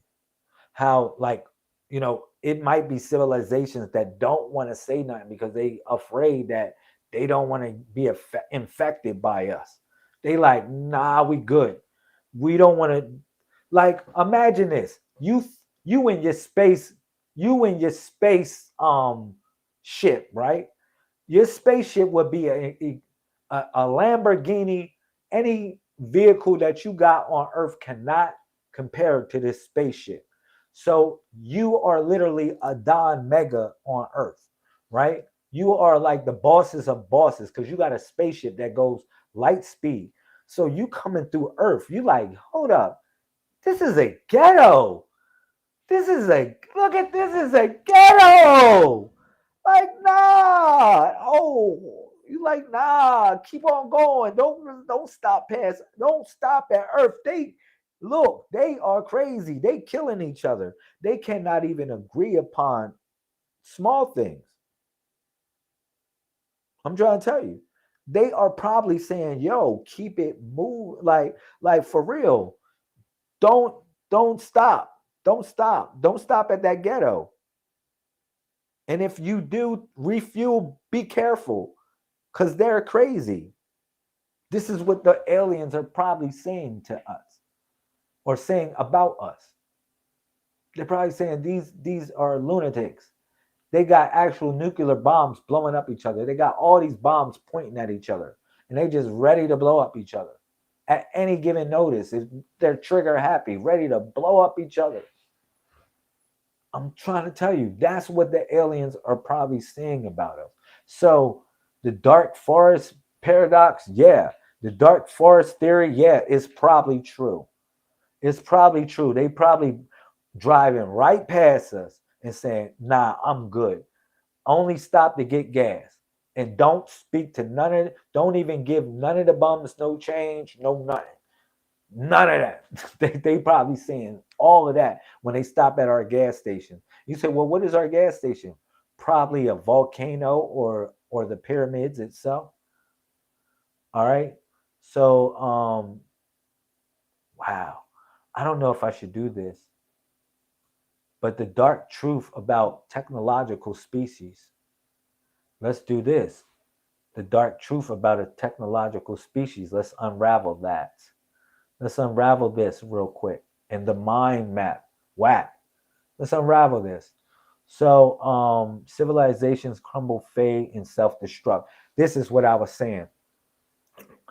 I think in some sort of way, inevitably, a lot of technological advanced civilizations destroy themselves in some sort of way. Like, when are we going to drop the ego? For real, for real. When are we going to drop like the stuff that really makes us different? Think about this. If I go to another planet right now, right?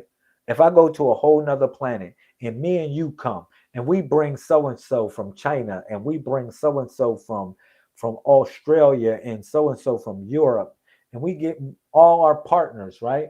All our peeps. Like, let's say we all go on a mission, right? And we say, you know what? We all gonna go somewhere or whatever, whatnot. You know what I'm saying? Let's say we all do that, right? You know what they're going to say when we go to that next to the next planet? They're going to say, "Look at the Earthlings." they're going to say, they're not going to say that's a African American. They're not going to say that is a Moor. They're not going to say that's a European. That's going to say they're not going to say that's a Chinese person. They're going to say, "Ooh, look at the Earthlings. Look at the Earthlings." They just going to call us Earthlings. Let me keep it real. They're not going to be perceived as the titles that you identify as. We're not going to be perceived as that. So these are certain things I need you to pay attention to, because this is an intergalactical symbol of peace. This is a universal symbol of peace when we throw this up. Keep it real. When we throw that up, it's a universal symbol of peace. It's not just, doesn't just represent the MeWe. It represents a network that we are connected with.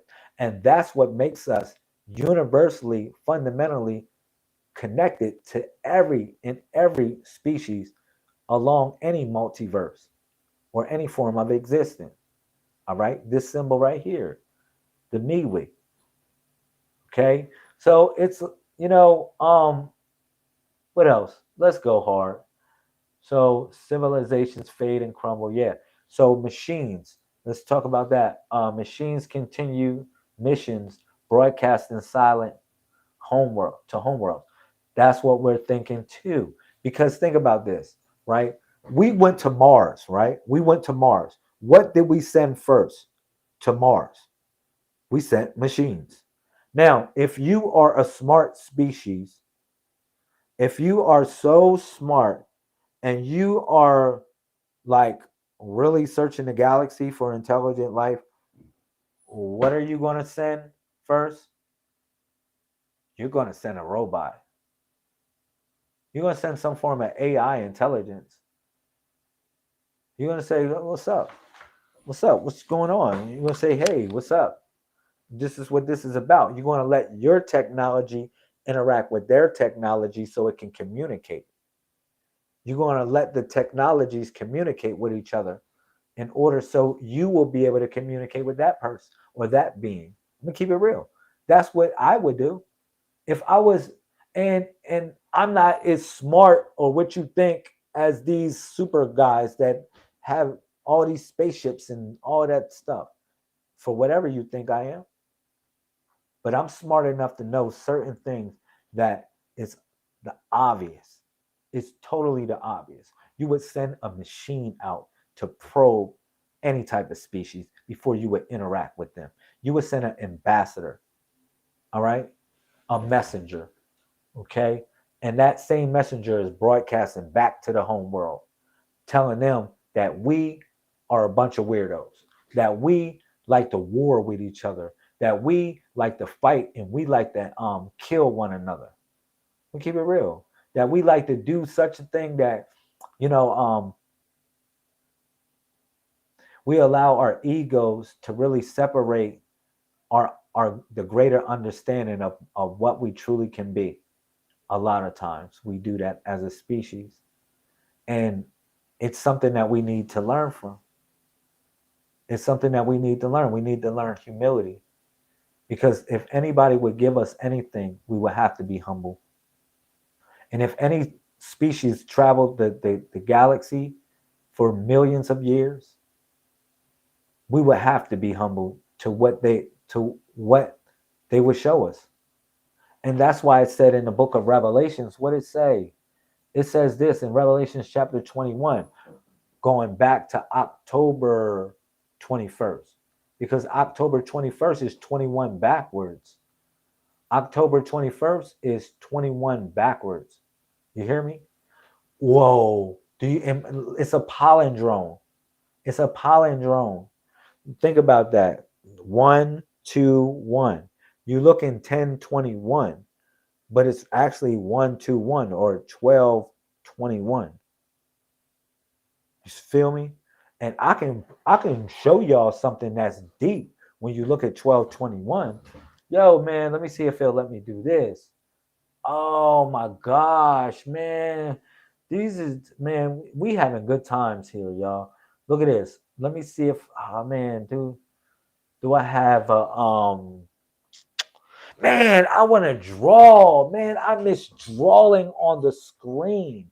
Because if I can draw on the screen, I will show y'all everything that's on my mind. But I can't do it unless I was doing it through Zoom or something like that. But I'm going to share the screen with y'all, and I'm going to kind of draw on the screen to depict my thought of a code that is cracked. And this code, I need y'all to see this code, because once y'all see this code, it's going to unlock something in your mind forevermore. Let me see if they have this draw feature. Oh man, if it had a draw feature tools. Nah, it doesn't have a draw feature. I think I have to find Google Draw or something like that. Google Draw. Maybe Google Draw and they'll let me do it.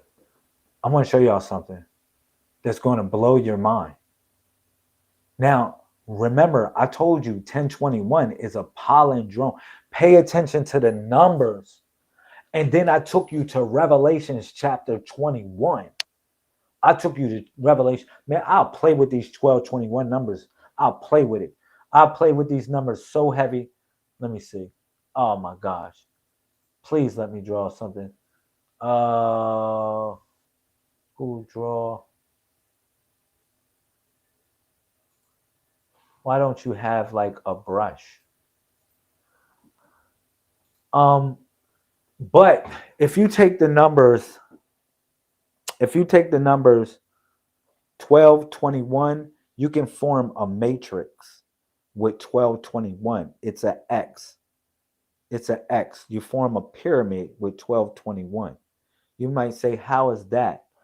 Because if you let's see, text.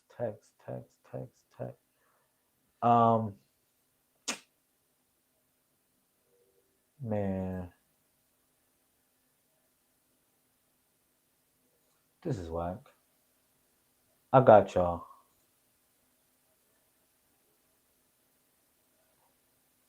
Maybe I can do it on Canva. Oh, all right. So I'm going to do it like this so y'all can see it. And then I'm going to blow it up. I'm going to blow it up for y'all. Y'all going to be like, oh, man, this is crazy. You're going to be like, this is crazy.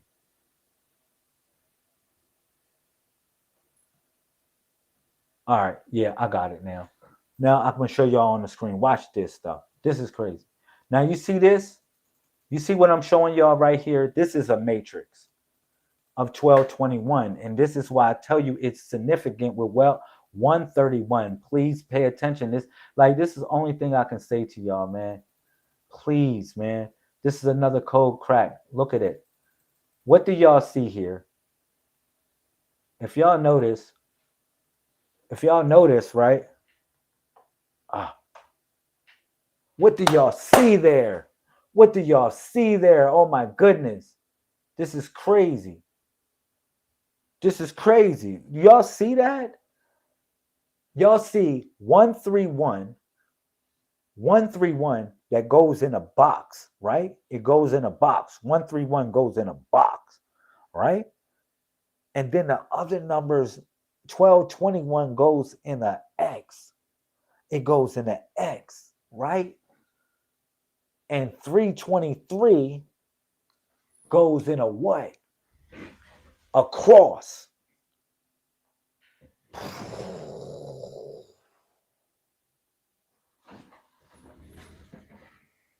Code cracked. The code is cracked. Listen. If I ask you, what is your birthday, right? Your birthday corresponds between a 1 and 31 number, right? Which is your log date, right? Right? That's your log date. That's the square. That's the box. That's the box. That's the square. And and then another thing, if I ask you, well, how many months? Well, there you go. It's 1221 months. It's 1221 months, right? It's 1221 months. It's 12 months. Yo. And what's so deep about it is, well, where does 23 has? 323, 323, 323. 23 represents the axis of the planet. It represents the degree of the planet. And that's what traps us within the box.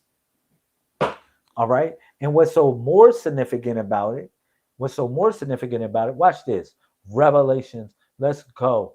Look at this. Revelations chapter 12. 12. Oh my gosh, man. We doing this. Revelations 12:21. Let's go. 12. Let's go to chapter 12 first. Man, this is crazy, man. Let's go to Revelation chapter 12 and what we're seeing, what we're getting, the data that we get. Because when we went to 21, it said it was a new heaven.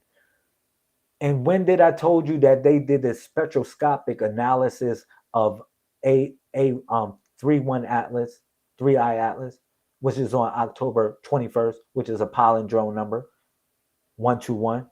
Look, it says, and there appeared a wonder in heaven. And there appeared a wonder in heaven. Look at this.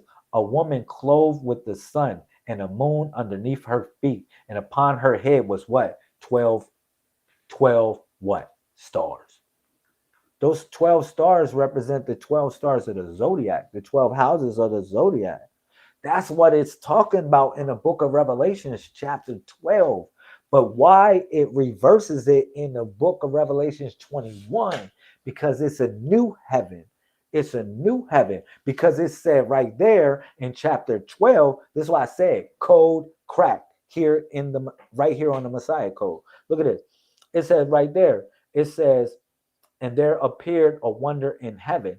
But when I went to Revelations, let's go to Revelations chapter, and this is, I'm just using the numbers that are given to me. Like, I'm not going off the hooks, going off the charts.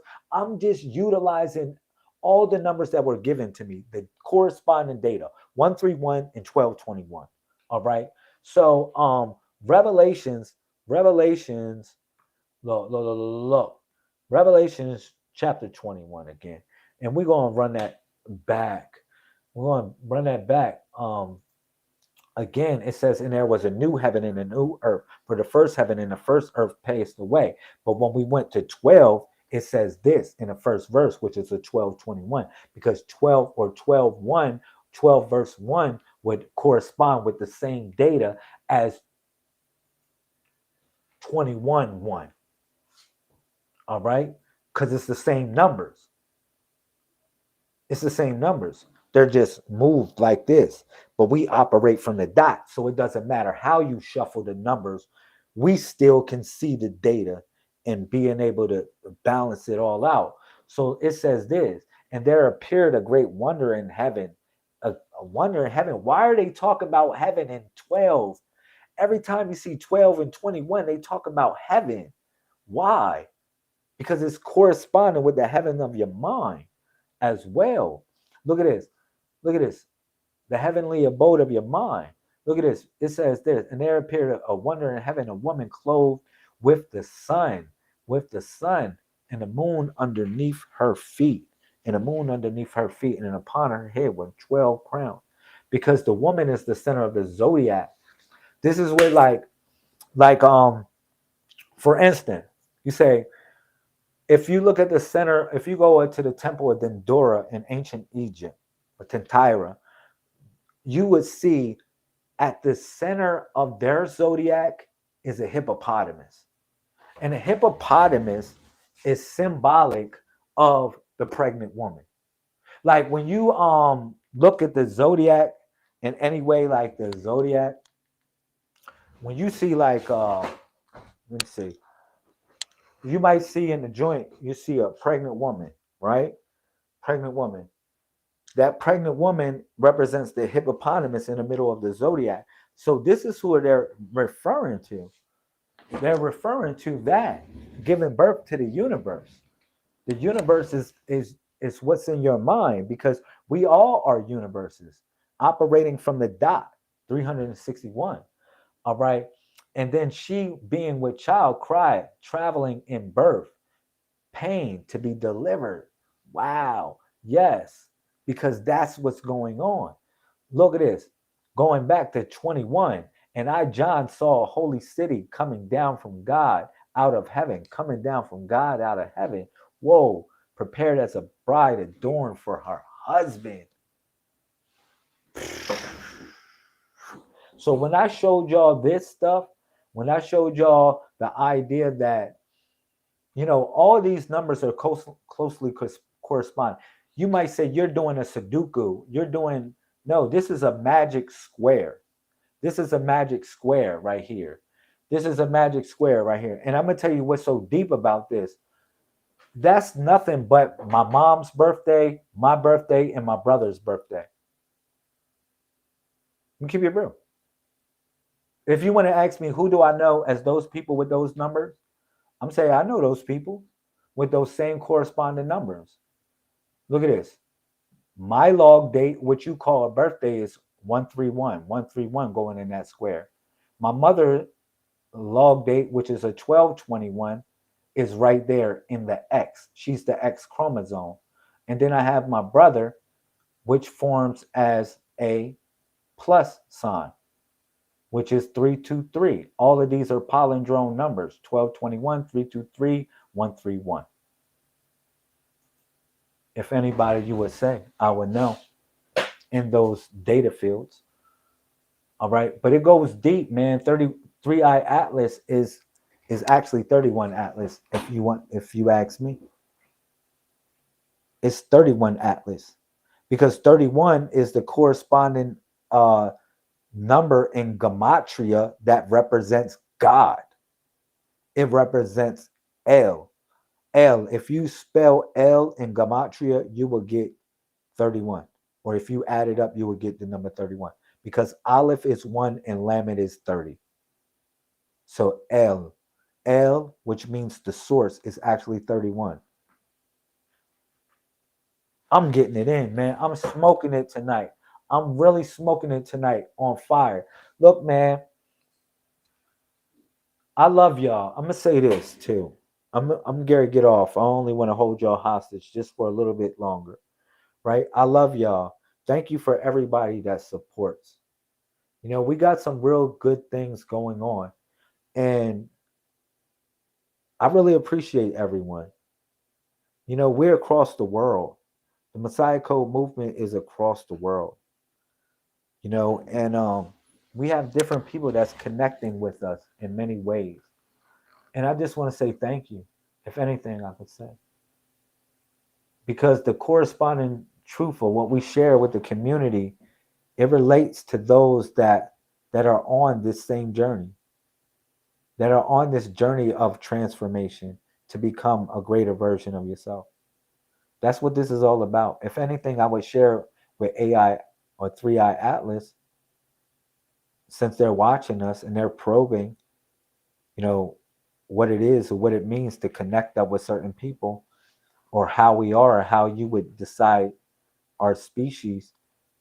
You know, if anything I can share with you, you know, it is my hope that we love one another, that we're able to forgive one another, that we're able to humble ourselves, especially when we don't know something, or if we're not privy to understand certain things of a particular subject, and one of our peers knows the information, that we would humble ourselves in order to receive greater information, which is the experience.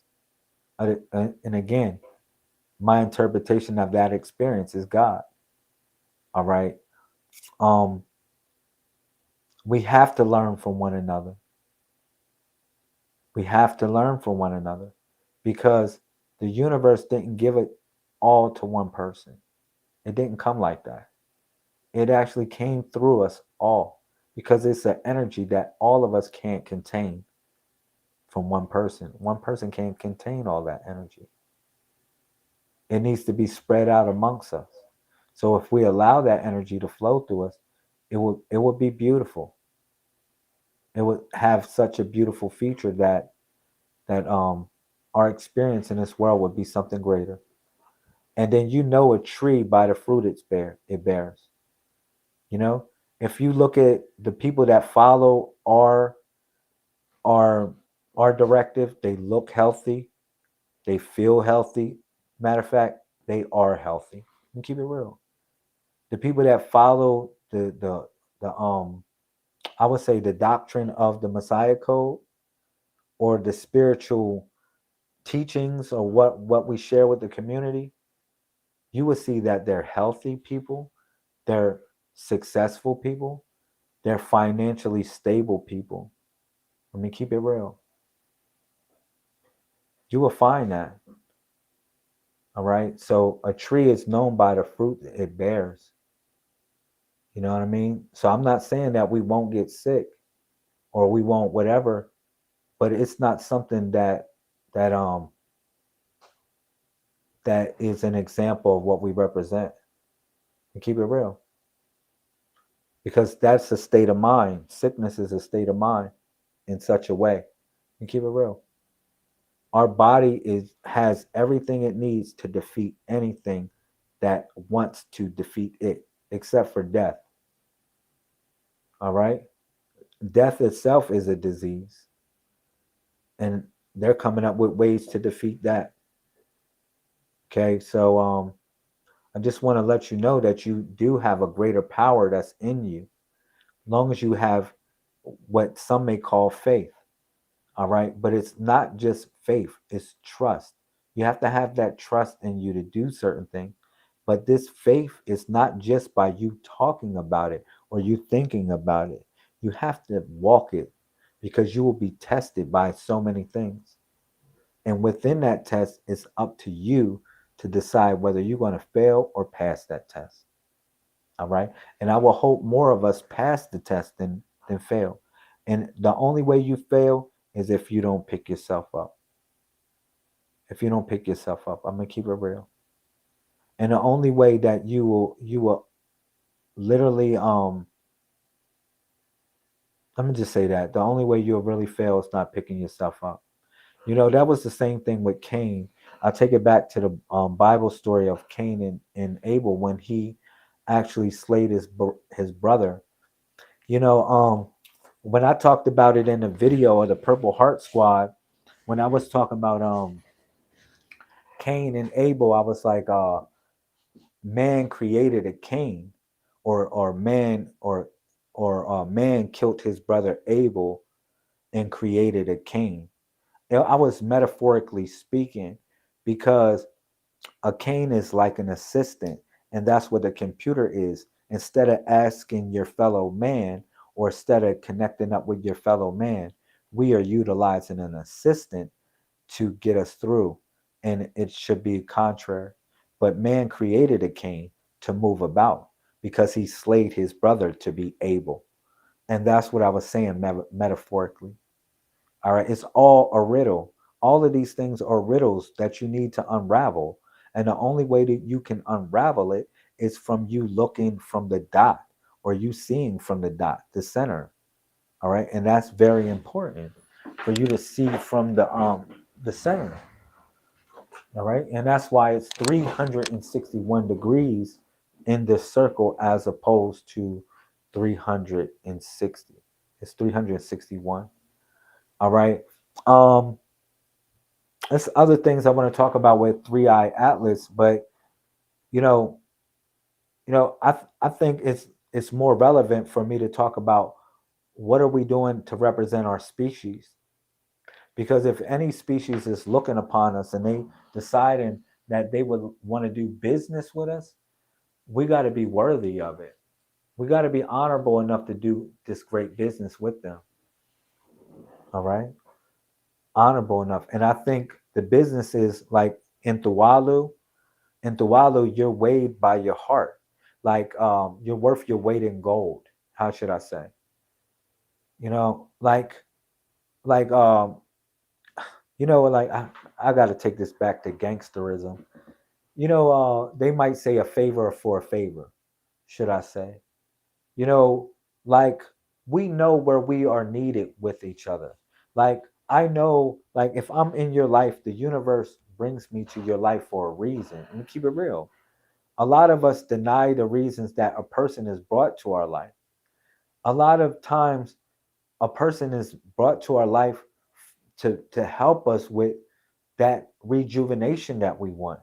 But if we ward that person or push that person off, we actually rejecting the rejuvenation that we asked for, what we required the universe to give us. Because if it's going to provide for us, it's going to provide for us through a personification, because it's energy.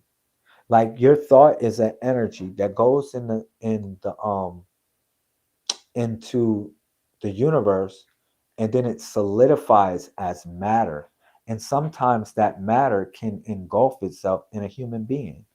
And that human being can take out that same action that you requested the universe to provide for you. But you push that person away in rejection because you still holding on to an ego that you trying to let go. And this is the ghost ship. This is the ghost ship theory. You know what I mean? You running around with a ghost ship and you allowing people or allowing certain spirits to enter you. You know what I mean? Like, man, it's just sad, man. It's very sad when I think of certain people that really need the help, and the help that that they ask for a request, when it comes to them, they deny it. And they put themselves in a greater situation. Because I told y'all about two things when I explained about the Holy Spirit. When I talked about the number 27. Wow, that's significant to 127. Aren't the intervals or the different sections of Three Eye Atlas are 127 meters, across? But 27 represents the Holy Spirit, or the spirit called Gafuru, what we call it. Gafuru is also the spirit of immunities along with the Holy Spirit.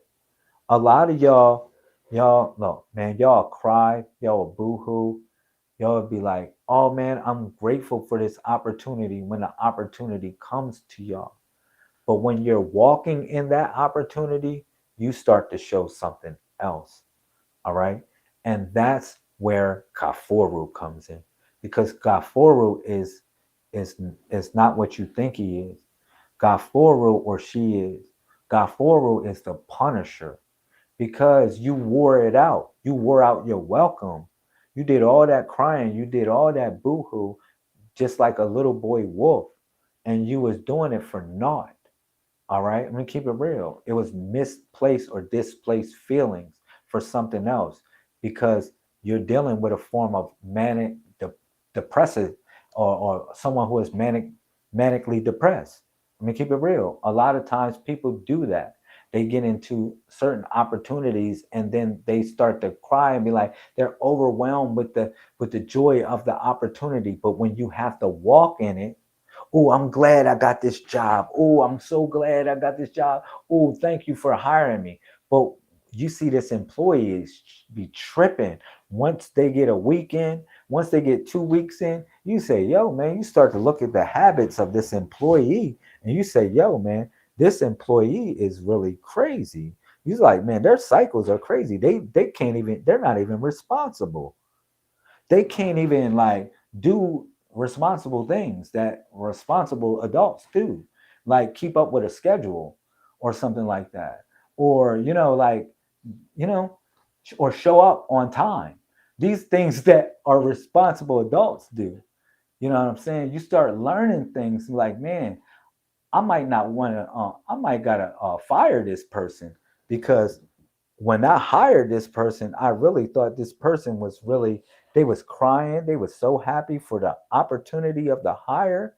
Man, they was so jumping for joy. They came looking good at the interview. But when I see them working, I can see their daily routine and their habit. All right. Let me keep it real.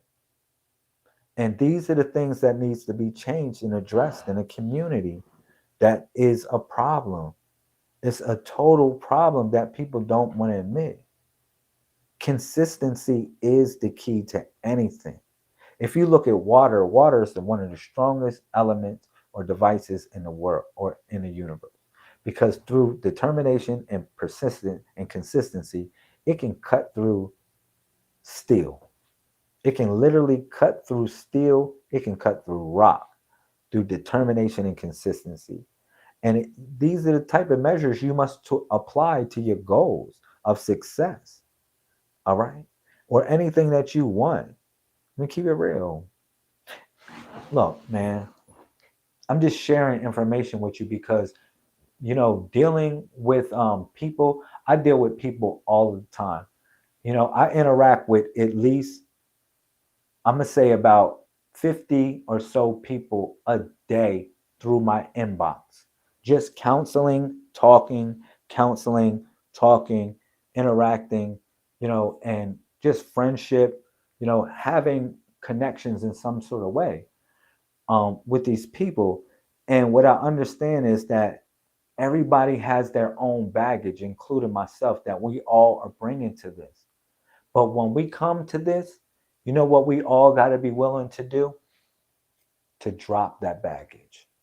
We all got to be willing to literally drop that baggage and say, you know what? I'm good. That's what Moses was said. Like Moses had to take off his shoes when he came into the holy ground. He had to take off his shoes. Imagine that. That's the same thing with you. Like a lot of people, they want to bring in their shoes into the holy ground. You bring in dirt. You bring in dirt into the holy ground. Like you bring in dirt, like your dirt that you carrying, that you've been carrying with you. You didn't have these same previous arguments with other people. All right, the same ego. You didn't have the same thing going on with yourself, but you don't want to drop your shoes when you coming into a holy atmosphere. This is something that we have to address, and we know we have to drop it. Let me keep it real. We have to have certain rules that we run, not only our community, but ourselves by. And if we don't abide by those rules, then we are not, we're not intelligent at all. We're not smart enough to know that somebody is here to help you. Like for real, like somebody here to help you. They do everything that they can to help you. Everything. Beg for you to have something. Beg for somebody to give to you and give to you. Begging somebody to plead for you, to do something for you, even house you, all types of stuff. Man, begging people to give to you. Man, and that same help you'll push away. Man, I dealt with people with addiction. Trust me on that. I dealt with people with addiction that I've been trying to help. I dealt with people that have serious problems within themselves. They are very unhappy. They are very unhappy. And what you see on Facebook is just a face. It's just them saving face. But if they really face the book, you will see what's going on. Because in the book of Revelations, it talk about how all the books are going to be open. And everybody's going to have to face their book in particular. Let me keep it real. But a lot of people are saving face, and it's not the real them that's being shown on the gram or on the book or on the YouTube. All right. You know people by their behavior. You know people by their cycles. You know people by what they do. All right. Time in and time in. And you know people by what? Their works and the fruit that they bear. That's what you know. And people, I'm going to tell you some real stuff. And I'm going to say this once again. The people that follow the methodology of the Walu, the Messiah Code, they are some healthy people. They are some happy, successful people and not fronting. Let me keep it real. You see people losing weight, following the 90-day water fast and cleansing. You see their skin clearing up. Look at my skin, glowing, glowing. My body, pling, pling. I'm flying on the rings. I'm feeling good. Everybody that follows the diet and different spiritual teachings of the Walu, they are prospering. Okay, let me keep it real. So people like to argue with me because they don't like me, especially when I get buddy with you. You think you my buddy now, and we buddy like I'm still not teaching you or sharing information with you.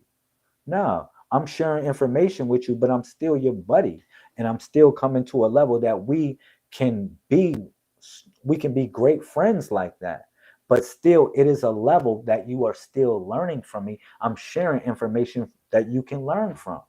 And I will get under your feet if you are teaching me some information in the same light, because I know that knowledge is infinite. I know that. So if I was going to McDonald's and you flipping burgers, and I say I want to know how to flip burgers, and just pardon me, I'm gonna just using other thing. I would ask the burger flipper, the best burger flipper in the joint. I say, yo, man, how we flipping these burgers? What do you do? What's your technique? And guess what? I would get under them, and I would be a master burger flipper if I was to get under them.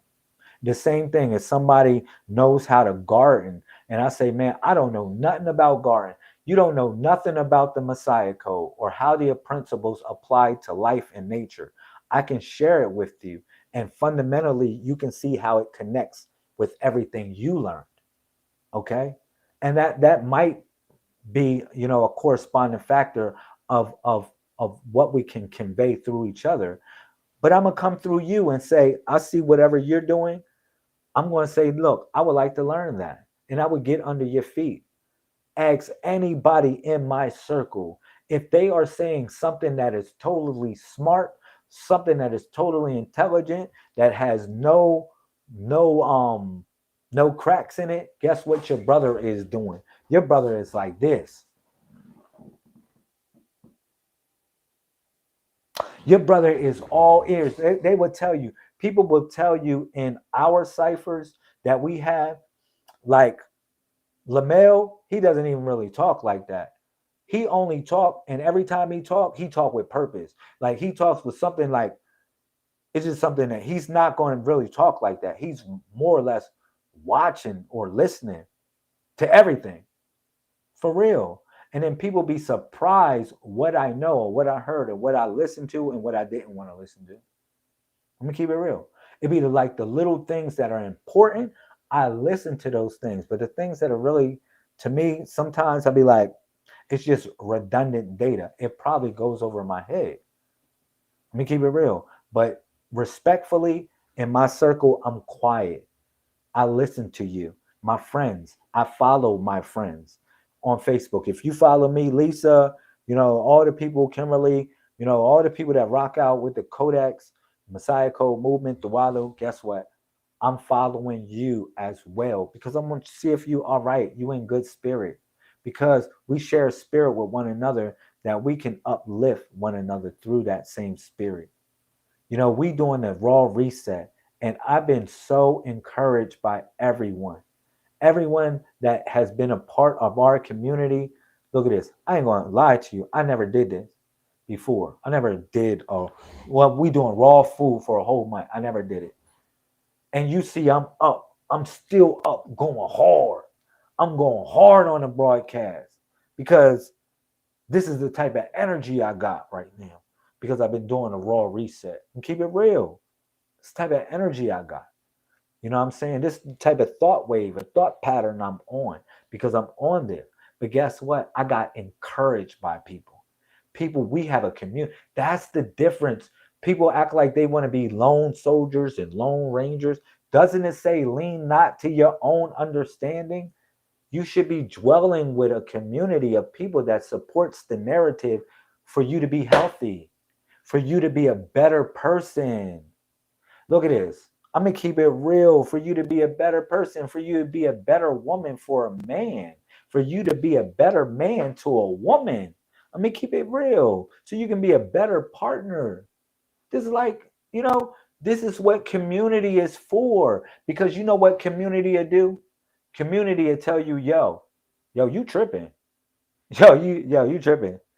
Yo, you tripping, yo. Hey, can't we all agree that she's tripping? We can all agree that you're tripping. Can't we all agree that this person is tripping? Yes.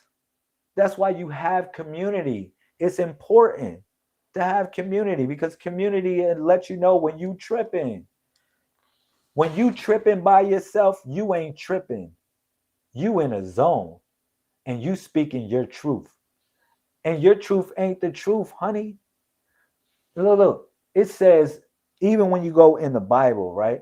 It talks about how even to it says, where two or more gather, there would I be. Not just you by yourself. Say, oh man, God talked to me, and God talked to me, and he said this. Like, for real? Like, why he only visited you? Like, that's crazy. No. You ever heard of an egregore?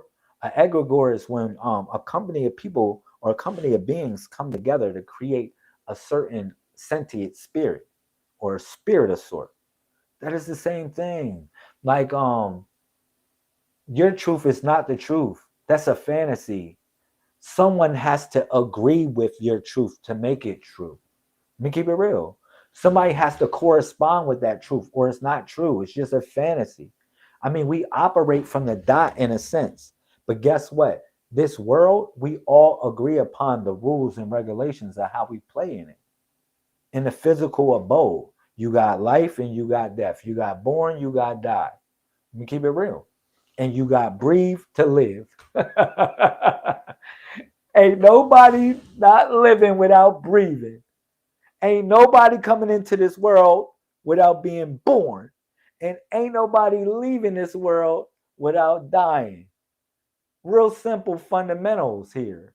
We're going to put gravity. We're going to put a lot of other aspects in this reality for us to, more or less decide on how we're going to move through it. Okay. But one thing that we need to drop when we come into any temple or any community, we need to drop that bag. We need to drop that baggage off and we need to take off our shoes because we are in holy ground. Okay. And that's what community we need to build. We need to build that type of community where we're willing to drop that baggage. A lot of people bring in their religion. Please don't bring your religion. Don't talk about Jesus to me. Anytime somebody say Jesus, I think you are a fool. Anytime, I'm so serious, I ain't gonna lie to y'all. Anytime somebody say, oh, Jesus, or call on Jesus and you supposed to be conscious, I think you're a fool. I think you're a literal nut. I'm so serious. If you think you conscious and you calling on Jesus, because we have come to find out that is a program. That is literally a program to deceive the masses. There's no even J in the Hebrew alphabet to correspond it with the figure that you're talking about. So what are we talking about here?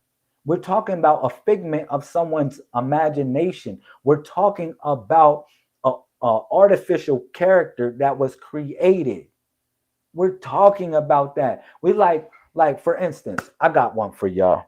Is Superman real or fake? People will argue and say Superman is fake. What if I tell you Superman is real? For real. Superman is real. Not the way you think of it, like Clark Kent, the nigga flying. Superman is real because, like, they have made that character, that fictional character, they have redone Superman so much that there's no way that if we would go into history books to think that he's not real. Keep it real. If we go into history books and the history books start faded away, and then they go back to the era where they just had a whole bunch of Superman movies. Like, it just every other such a year, they keep on throwing another loop at us. I mean, damn, don't they got new superheroes or something? They keep on giving us Batman, Superman, Spider-Man, Batman, Superman, Spider-Man, Batman, Superman, Spider-Man. For real, Batman, Superman, Spider-Man. Why do they keep on giving us these corresponding characters? Because they're making the characters real. They are fictional characters, but they are real because you go to see Superman. You go to see Spider-Man.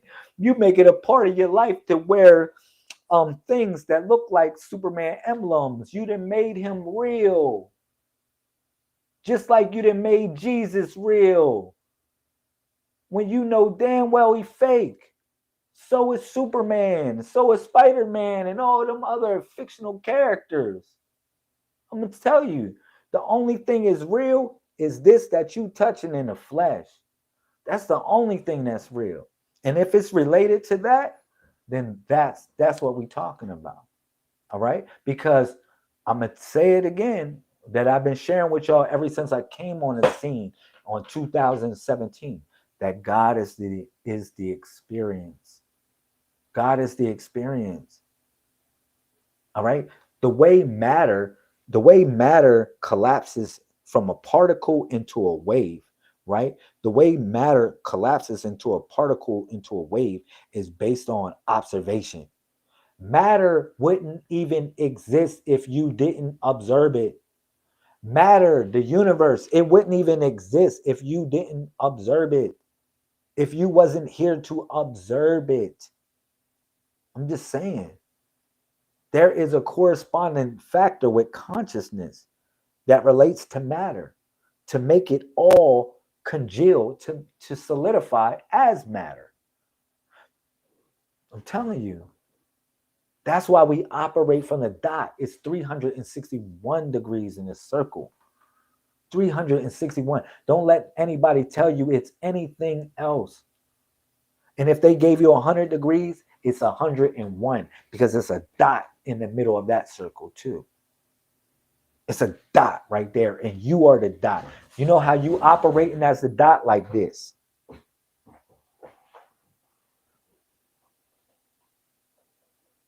All right?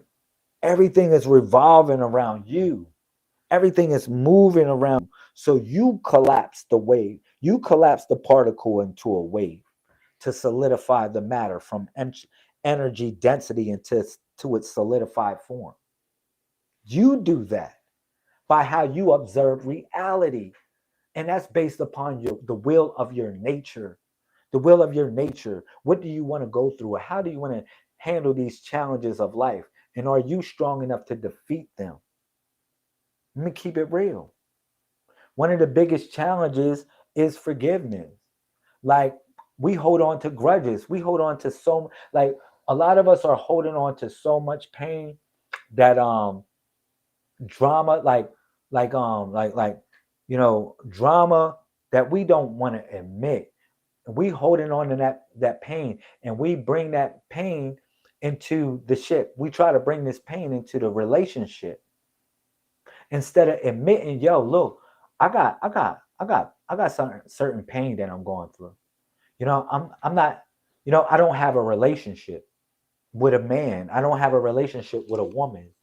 I got people that I counsel that haven't had sex, men that haven't had sex in months, and they looking for that right woman to correspond with. And you know what I'm saying? Or they're doing it by themselves. Women that are doing it by themselves with children and stuff like that, and they don't got a man. They haven't had a man for years. For years. And you might got to ask yourself, if I haven't had a person, a significant other that for years, then what am I doing or what am I not doing right? And keep it real. What am I doing or what am I not doing right? Or who am I choosing or what am I choosing? You know, a person said to me, in a certain way, you know, I was when I was on Thea's broadcast, a person said in the comment section that they would yield to a man or be humble to a man as long as they are a respectable, strong man. But it's some women that won't even yield to a respectable, strong man. Let me keep it real. Because some women have pain from that other man that gave them pain, that they didn't know how to correspond in certain way. So they might try to bring that to this friendship or to this relationship. And keep it real. I dealt with so many things as being a counselor of this movement, counseling people. And what I'm telling you is that it is a great healing that's coming. As long as you want to heal, as long as you want to change, it's not going to happen unless you want it to happen, unless you willed it into existence. Look, John the Baptist said this, and this is the 3:11. This is Matthew chapter 3:11. And this is a 1:31 if you want to say it. He said, I came to baptize you with water, with forgiveness, right? But the one that come after me, whose shoes I cannot bear, I cannot even wear his shoes. Listen, he's going to baptize you with the Holy Spirit and with fire. All right. So a lot of y'all think it's going to be easy. A lot of y'all think things are going to come to you easy. But, part of being a disciple or, learning anything in any type of way, you have to know, you have to be disciplined. All right. And that fire is technology. It's going to upgrade your mind in some sort of way because fire was always a form of technology. All right. Even when Prometheus gave it to man, it was a form of technology. All right. But that same fire is a fire that needs to be burnt out. It's a fire that needs to that we need to burn out because that same fire became a smokeless fire. When they describe the devil, when he has his description in the Quran, they call it's like a nar samun, and that nar samun is like a smokeless fire. That's what he was filled with. The devil was literally filled with a smokeless fire. You know why? Because Allah, he was given the order. Halal was given an order, or Shaitan was given an order to bow to man. Like now, man. Now think about this. This is some deep stuff, and this is what led my conclusion that Shaitan that he was talking to was a woman.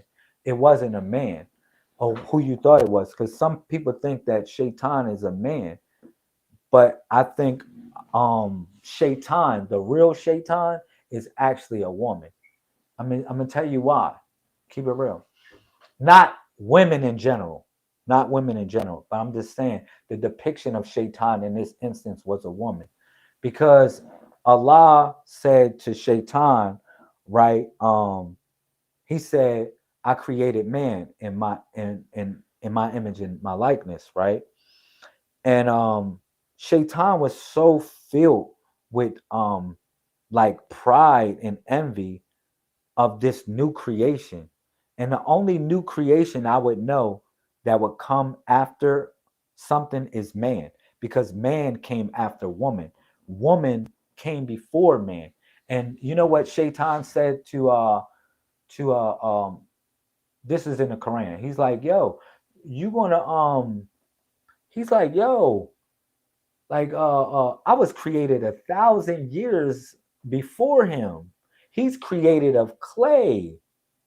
I'm created of smokeless fire. This is Shaitan, right?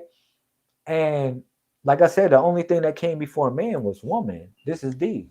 But it was the only thing Allah told him to do was to bow himself in humility to man. And Shaitan was like, no, I will not do it.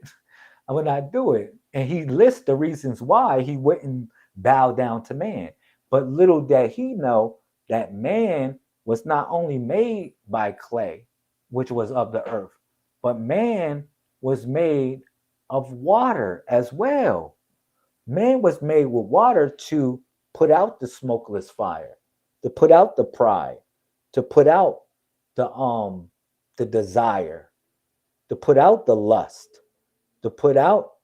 Man has the water in him to put these fires out, to put out desire.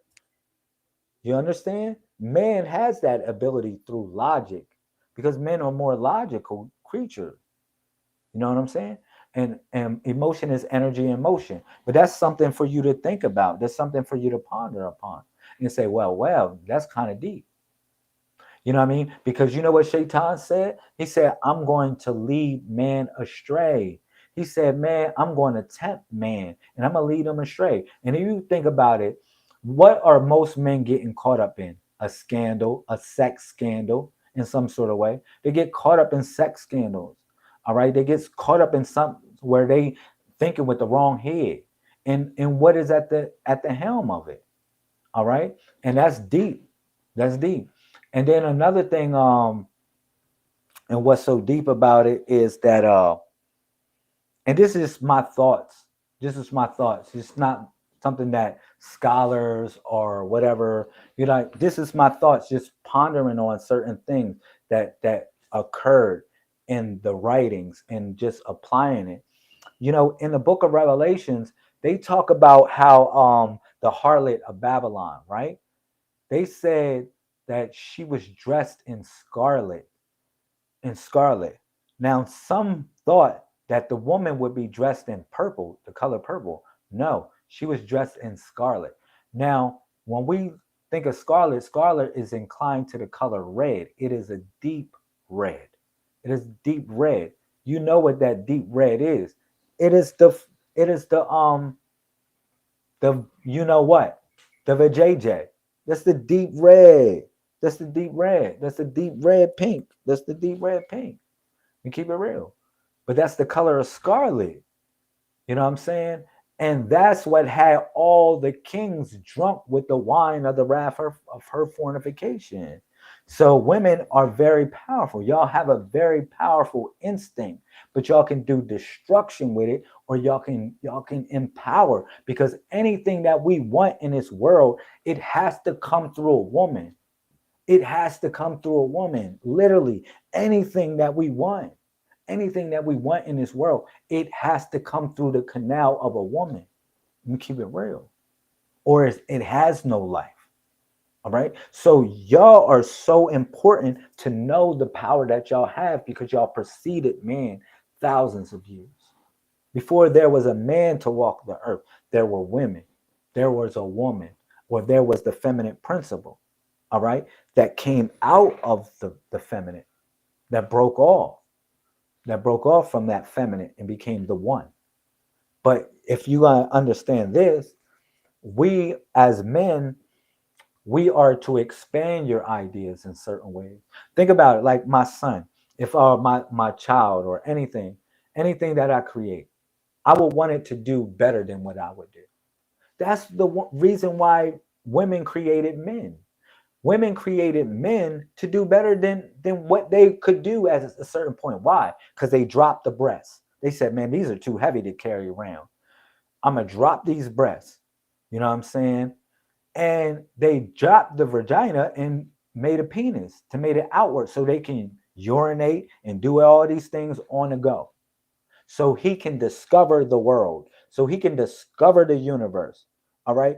That's why she made man. And that's why man is a light creature representing the sun, a light creature, an outward being. And the women are an inner creature, which are the dark or the mysterious creatures. All right. So that's what it's really all about. We came out of darkness as the light into the world. And that's man. That's man. All right. And keep it real. You know what I'm saying? But she dropped these things in order for man to suit his purpose. She gave us muscles. She gave us muscles so we can lift the things that she doesn't want to lift. She gave us tolerance. She took the emotion out of us in such a way. Why? The only emotion men that she really kept with us is love. But here, it's not love the way you think it is. It's love in a form of respect. Like a man loves a woman that respects him in such a way. Let me keep it real. A man loves a woman that respects him. The moment you don't respect him, the love level goes away. And I think it goes vice versa. But it's heavy with a man because a man's love is more or less related to how you respect him, how you regard a man in such a way, how you're considerate and respect him, respect his power. Keep it real. So she dropped everything. She said, "Man, I'm gonna give you logic because sometimes my emotions go crazy, and I probably might send a tidal wave out and just destroy everything. I might send a hurricane out." I might send a hurricane out and just, I might send an earthquake out and just destroy everybody because I'm just pissed off today. Y'all know it. You know what I'm saying? But y'all gave us that form of logic when we came out of the darkness of mystery. Y'all gave us a form of logic so we'll be able to weigh reality in such a way. You know what I'm saying? All of these things were given to us from God, which is the woman. Let me keep it real. All of these things were given to us from God, which is the woman. All right. So yeah, all of these are connected to the body, and that body essentially is the Messiah. Now that Messiah operates from 1 through 31. If I ask anyone here, what is your log date? You logged in space and time. All right. You logged in space and time. And that same space and time is 1 through 31, which is the sacred name and the sacred number, LML. Now, if you think, you say, well, like, that's why I said it's too many corresponding factors that I do with the Messiah code that makes sense. It makes total sense. Like I said, the Alpha and Omega sequence is the 1 in 31. Now, this phonetically spells the name L M L, Lamel.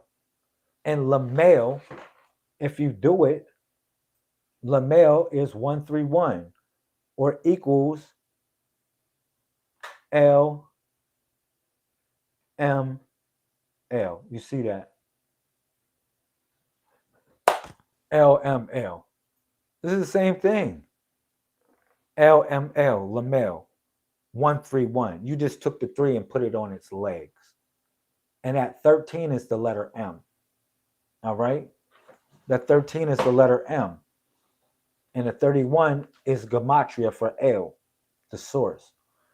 All right? I'm going to leave y'all with that, man. This was a great broadcast. If anybody has any comments or questions, let me know. I'm going to play some music, man. Wherever y'all at, man, look, we're going to do this. We're going to do a little chant before we get off. We're going to do a little chant. And I'm going to introduce some people to a word called Tawalu. Now, Tawalu represents collective consciousness, but it's also the healing associated when all love unites. It's an acronym for our 501c3 charitable educational organization. All right.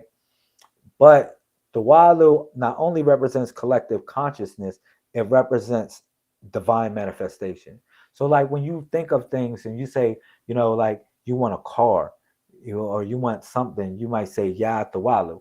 And when you say Kum, or you want something to happen in your life, you want something good to happen, you say Ya Tawalu. You might say Ya Razaku, like provide for me in such a way. Ya Razaku, Ya Tawalu. But you say Kum, because Kum represents the lightning that strikes your mind. It not only strikes your mind, it strikes your heart as well. And it charges and surges you with a certain divine energy. All right. And that divine energy represents a corresponding factor. Like the Christians, or like a lot of times they call it the Holy Ghost or the Holy Spirit. Like if somebody says a truth and it relates to you in a certain way and you start jumping for joy and you start feeling good, that's what this should be. That's how this connects up in certain ways.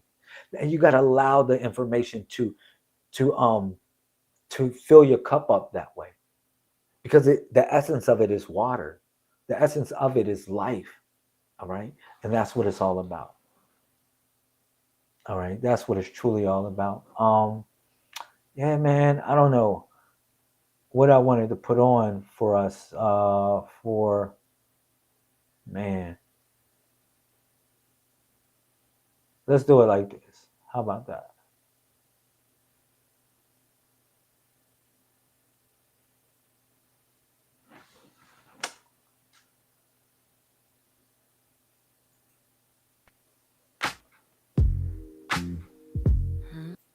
My fault. Sorry. I'm gonna leave y'all with this one.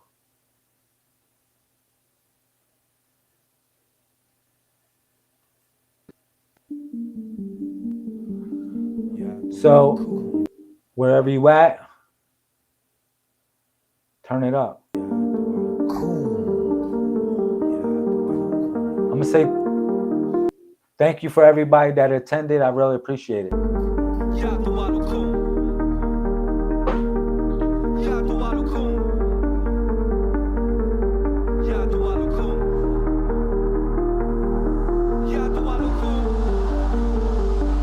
Thank you for everybody that attended. I really appreciate it. It was a really good broadcast. I went hard. I felt it, yo. I really felt it. And I'm taking Fridays back. I'm about to start taking every day. I'm gonna go hard. I'm gonna start going hard, man.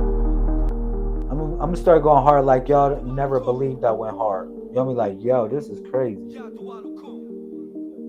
I think it's time just to flood the airwaves with data, because AI Atlas is watching. I might as well start giving out more revelations so they can understand who we are, and they can take that to the bank. They can take it with them wherever they go. All right. I want to say thank you for everybody. I really appreciate it. Everybody watching in the YouTube, everybody watching in the Facebook. I really appreciate your time. It really means a lot to me. And for the people, check yourself before you wreck yourself. Let me keep it real. All the haters, I'm going to say check yourself before you wreck yourself. Be honest. Go Google the Messiah Code. Go Google the Messiah Code. You'll find out what it is. It's original information. All right? Coming from here. And when you look up the Walu, you're probably going to see yourself. You're probably going to see yourself. And keep it real. For everybody that's a part of the movement, you're probably going to see yourself. I love y'all. Kum, thank you for your time.